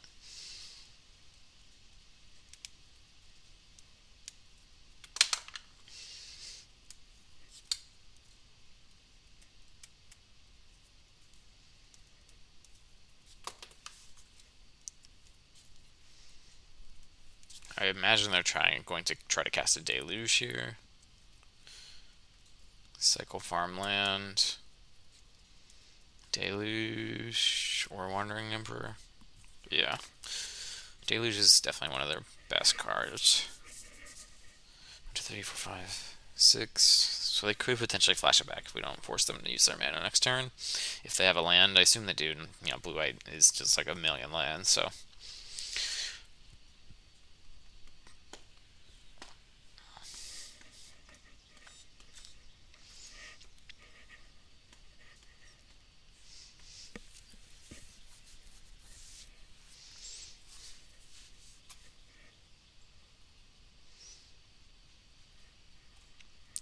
Them finding Hall is nice. This is Farewell, though. Yeah. So we get to go Fires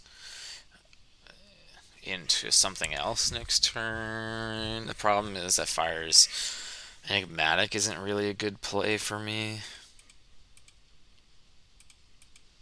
But the good thing is that I'm pretty certain the Deserted Beach version does not run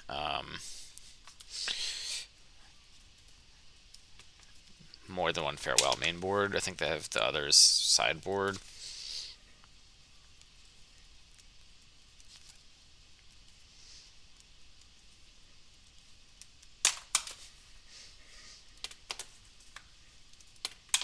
Make commands to the Elish Norn.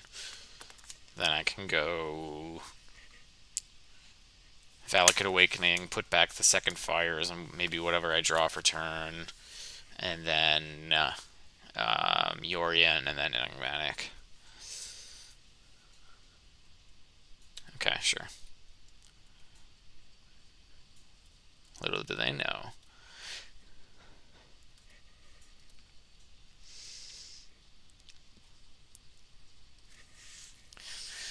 Okay, so if I go 1, 2, 3, 4.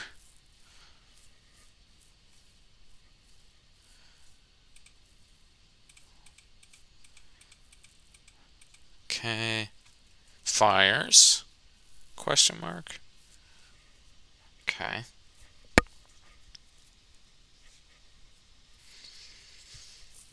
Urion's not too good here, actually.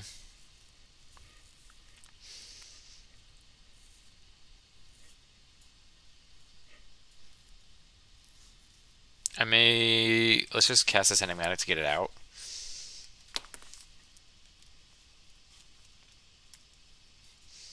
And then I will...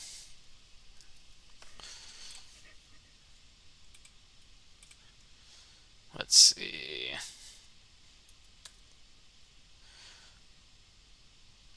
Sack Fires, get Cav, and the question is, do I kill Cav and get Beanstalk back? I think so.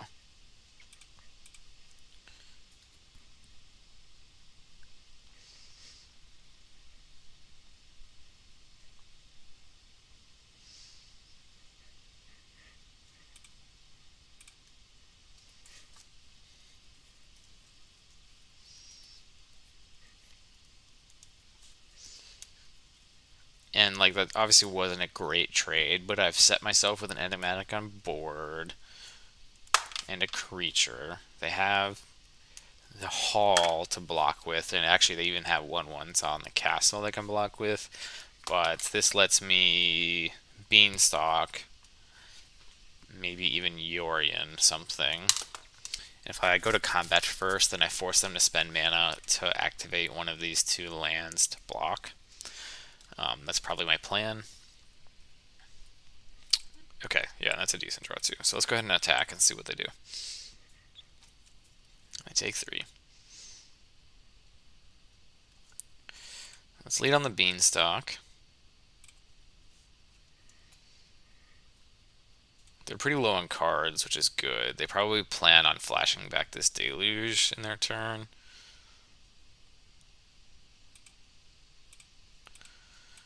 White, 1. I can play the Hollowed Fountain untapped, and then I can Valakut Awakening.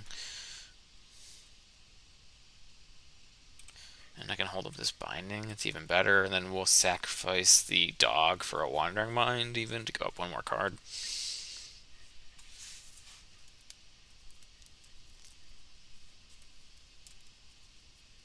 Do they have a march for the Enigmatic here?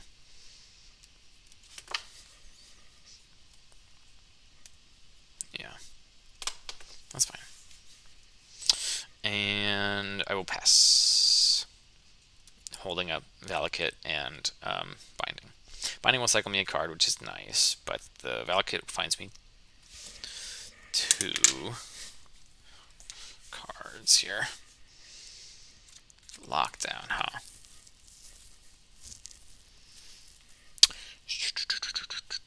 Sure, that's fine. They're obviously low on resources here. I get to draw 2 off this Binding. That's their last card. Perfect. Ulan's end step. Binding.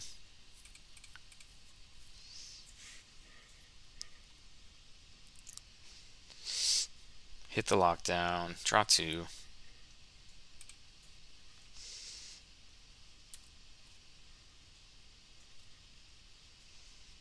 Nice. These are good draws. We'll hit them for 1. Odawaro's also a really good draw. So let's see. 1, 2, 3, 4, 5, 6, 7, 8. So I can Enigmatic and hold up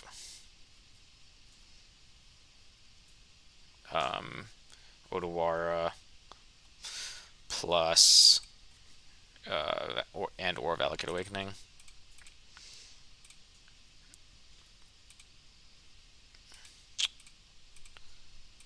And I'm going to just go get an Atraxa. Okay, cool. Or actually, Coma probably would have been better there, to be honest.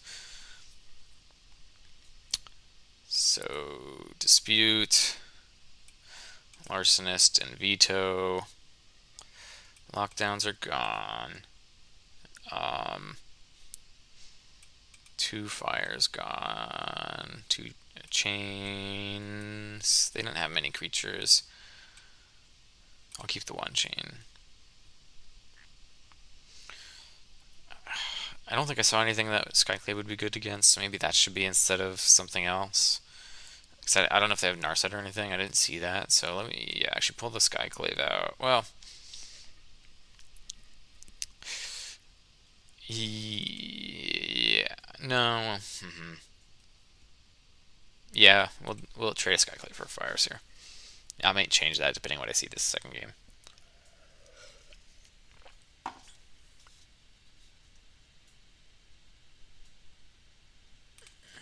Yep, that's definitely true. Titan would have been, I agree, Titan probably would have been good there. I don't know. I think regardless what I chose, Coma, Titan, or Atraxa, them having no cards in hand, they're just top decking. I was in a pretty good spot, I think. But yeah, with the Titan, I could have got Titan, put a shield counter on it, destroy the lockdown, draw 4, right? And then it would be, or draw 2. And then the only thing that I lose to from there is Farewell, and they already spent the 1.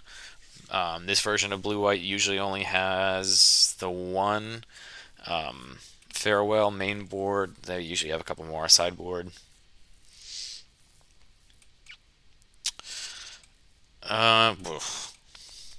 It's a turn 2 Domain into Beanstalk, and then just nothing else. Ugh.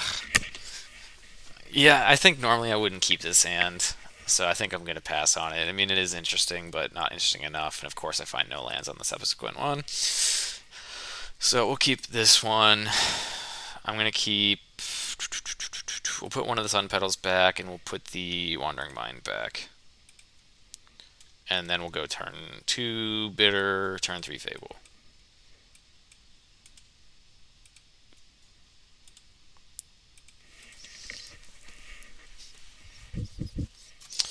Okay. Lead on that. We'll have Domain of 2 next turn, regardless of which land we play, as long as we don't play the Sun Petal. I may choose, though, to do Sun Petal, Bitter Reunion. Or no, it had to be Sacred Foundry, Bitter Reunion, discard the Stomping Ground. I'll discard the Sacred Foundry now. I don't need...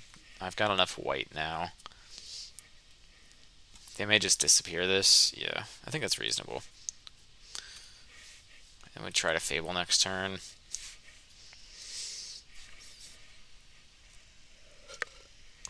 We are in a pretty bad spot now, though, because we are just weak to. I mean, we're probably going to draw another land, of course. Um, and let's just go for Fable and then hope to top deck anything, right? Kind of forced into playing this, even though that's going to be countered.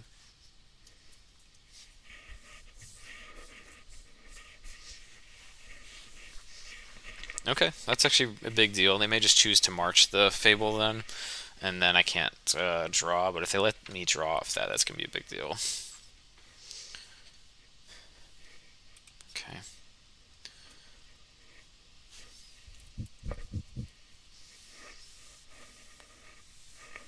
They could just, yeah, march and exile 2 cards from their hand. Okay, that's very fine with that. The Fable draw is the only thing I care about right now. Okay, cool. Discard Sun Petal, Sacred Foundry, Chain, and Kenrith. So I'll play Rafine, put Yorion in hand, and then maybe we can try to cast Yorion and flicker the Fable. I doubt they'd let that happen either, but I said the same thing about Fable, so we'll see.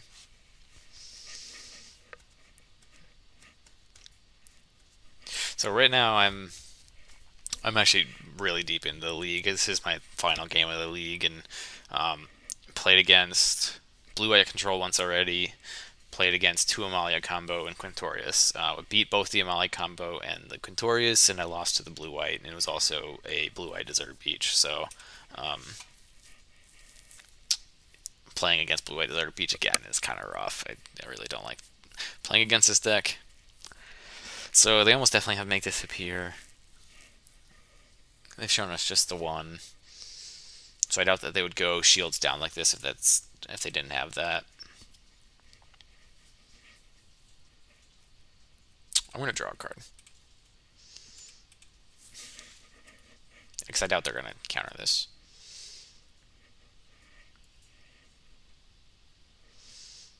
I guess they are. So they did have changed equation. That's good news.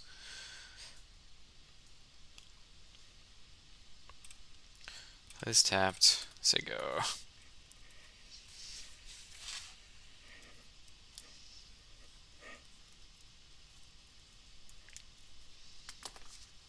So they got a castle online. That's kind of scary.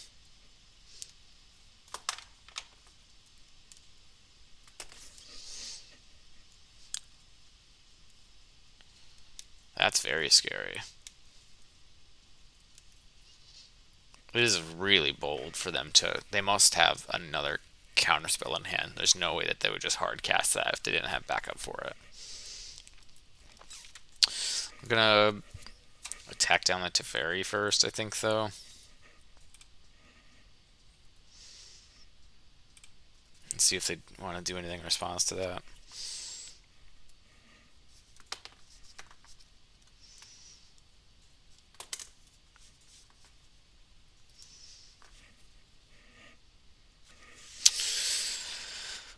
Let's see, 5. So I could just play this Yorion, and then if they have counterspell, I can chain the shark that they get.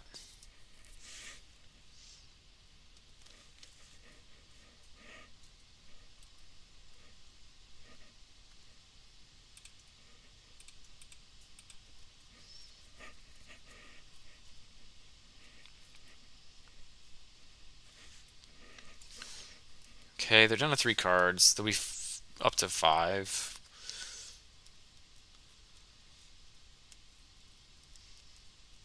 Okay, land was one of them. It's good news. Cycling another land, okay. I think I'm in a very bad spot here, but it's not. They're not in a very good spot either.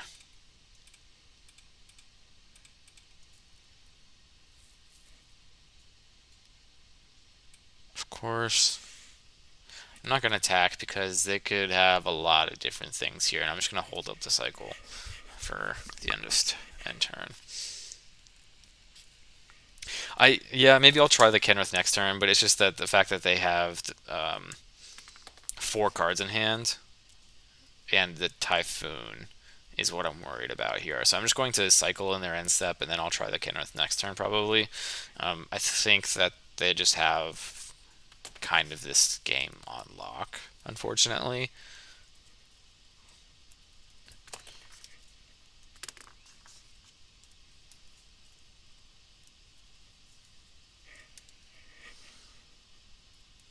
What is this, like another Typhoon? Oh, Jesus. That's really good, obviously. I don't think I have any draws. That helps me out here, because even if I draw Enigmatic, that doesn't do anything for me, because I can only get a 4-drop or another dog. And Heliod or Siege Rhino doesn't do anything here. Yeah, with the only 2 mana, though, if they have just another Make Disappear, then they've only shown us 1 Make Disappear, and they play a lot of them, so I think if we draw another land, yeah, we're in a really, really bad spot now. Because this doesn't do anything either, because I have a 6/6 now. 1, 2, 3, 4, 5. I can just play this Kenrith and then just not attack, potentially. Take 6. Then I can put a counter on something. And if it stays around, I can reanimate Yorion. I think I am not going to win this game, unfortunately. Actually, I'll do like this. If this gets countered, I think I just concede, because then they'll have 2 Shark. Okay. If they cast a Wandering Emperor here, I think I also concede, because that's 2 4/4s. That's 14 in the air. Hallowed Moonlight. Okay, sure, just cycle. Down to 6. If they have, they might just tuck the Kenrith, to be honest, with the Teferi.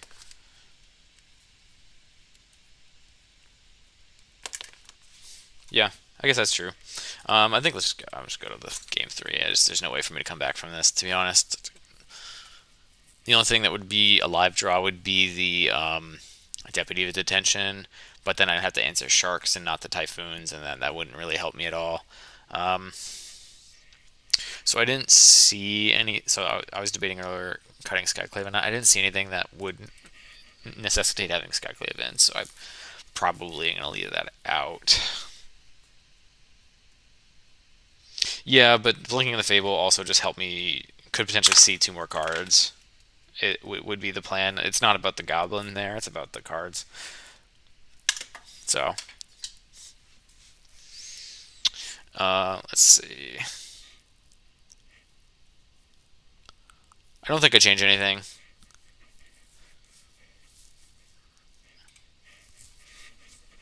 I'll go like this.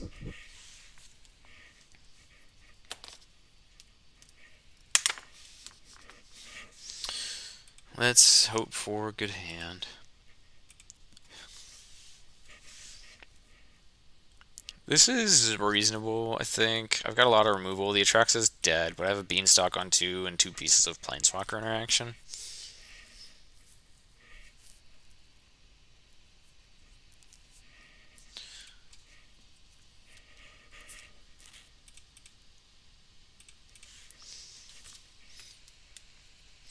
Yeah, Teferi's, yeah, obviously really hard to fight through. Drawing that Redain is actually pretty nice. We can go Redain next turn if it doesn't get countered. That's a phenomenal draw.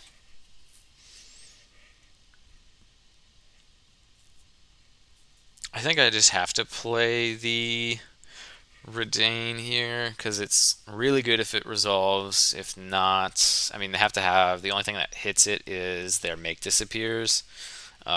Change equation misses it.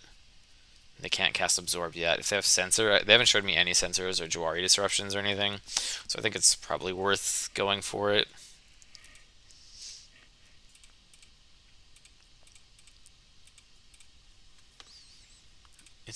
it's also disputes don't hit it or anything, so they have to exactly make disappear, which I guess they have.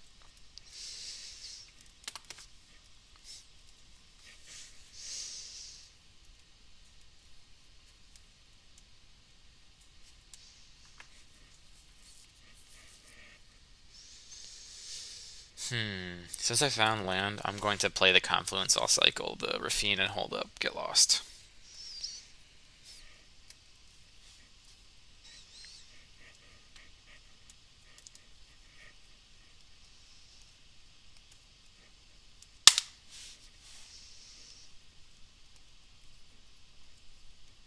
I think blue-white, though, regardless of what I was doing, is very, very, very hard to really for this deck in any way or form. I don't even know what kind of card we would need to make the blue-white matchup better. It's just because everything is relatively expensive, it's hard to double spell. And then once we get to the point where, okay, we just land pass, they're in a very good spot. It's like harder for us to double spell because then they just have more mana and more resources at that point.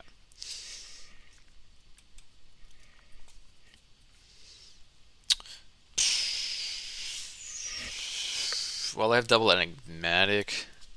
I think it might make more sense just to do Beanstalk and hold up, get lost.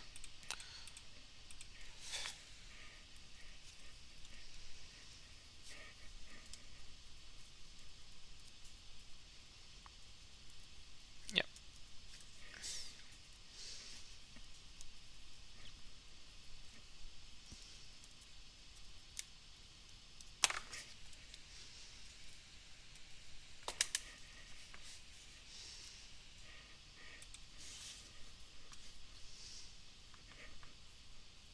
I'm gonna march the Beanstalk. And they're getting rid of a counterspell to do that. That's fine.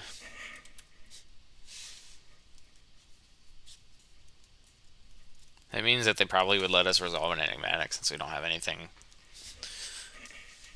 to fetch with it. They're stuck on lands though, which is nice. Let's see if they'll let this resolve. Since I don't have anything to fetch. Or sack, you know. Okay.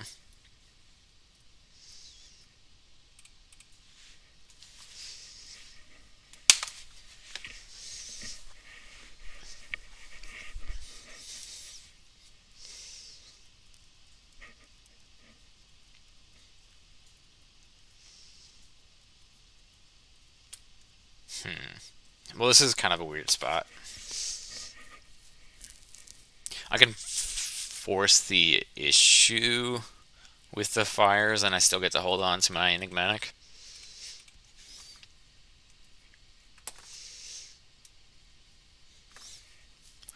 Well, that's nerve-wracking.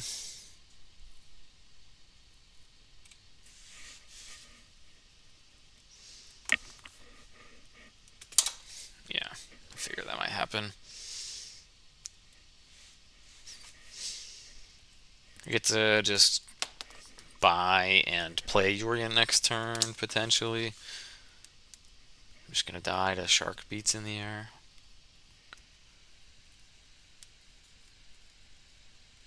What does Daring Apprentice do?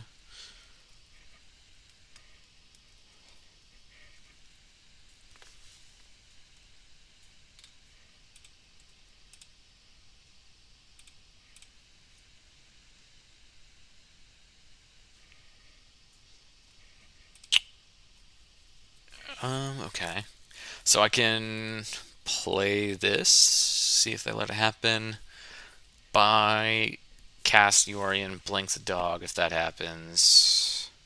3 mana, 1/1, tap, sack, counter target spell. Yeah, that's pretty decent. I'm going to hold on to the Deputy.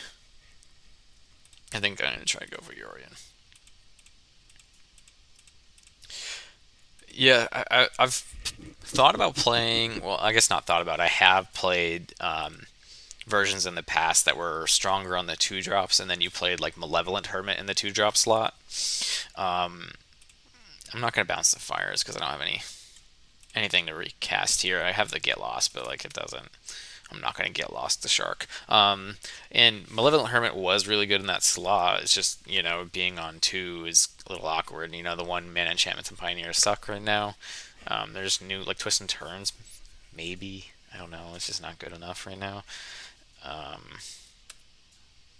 I guess this is the singular reason why I would have bounced the fires, but I don't. That's fine. We'll get it next turn. Malevolent Hermit was good. And if people play Destiny Spinner, Malevolent Hermit might be better than Destiny Spinner, just because you cast the backside and all your spells are uncounterable, and then you have the front side which lets you counter just anything. That's really scary, but we can deal with that with Get Lost. And we'll go Get Lost into Deputy next turn, probably. Clean up the vigilance things.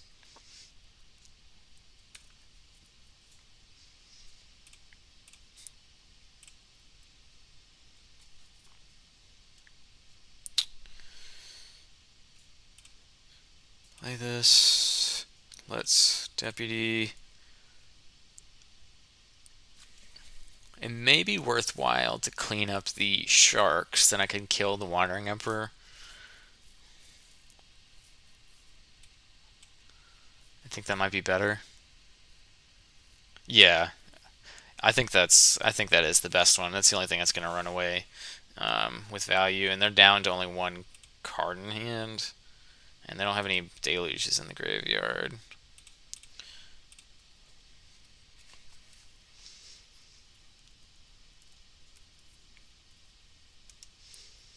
So, I mean, they can explore twice with these. If these become 3/3s, that's, like, not great, but they found land. Okay, man land at that. Okay, March on top. March is a good draw for them. They can March the Yorion or the Fires here. Hopefully I find land and I can just cast Atraxa, because that would be amazing. We know that they drew that off the Explorer. I'm just going to take 3.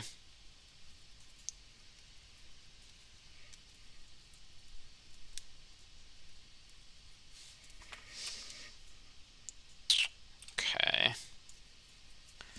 So the only other thing that gets this is Absorb. Make Disappear we can pay for. Change the equation misses this. Dispute I can pay for. So let's just go for it. Oh yeah. Oh yeah.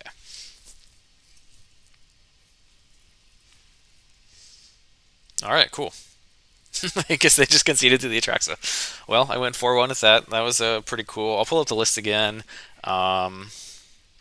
This is what I played at Dreamhack, with the exception of I dropped that dispute, or stroke rather, for the 3rd veto.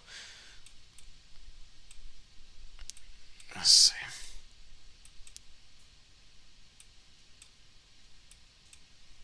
So 3 volleys I think is pretty good right now, especially into Amalia and Greasefang, which have higher, are playing more and more. I've got 2 lockdowns made, they're on the side, then a verdict as my 4th sweeper in the side, 2 dispute, 3 veto. I think the veto is more important than the dispute right now. And a lot of all the control and combo. They get to the point where they have a lot of mana. I think the veto being uncounterable is way more important than the. This is really good tempo play, of course, but I think the veto is much better if I'm just trying to prevent my opponent from doing things. The veto won me the Quintorius matchup. My opponent Carnosaured into Quint, and then I Dovin's veto it, and then boom, just win. Because I didn't have anything else. Siege Rhino has been really good in my play experience.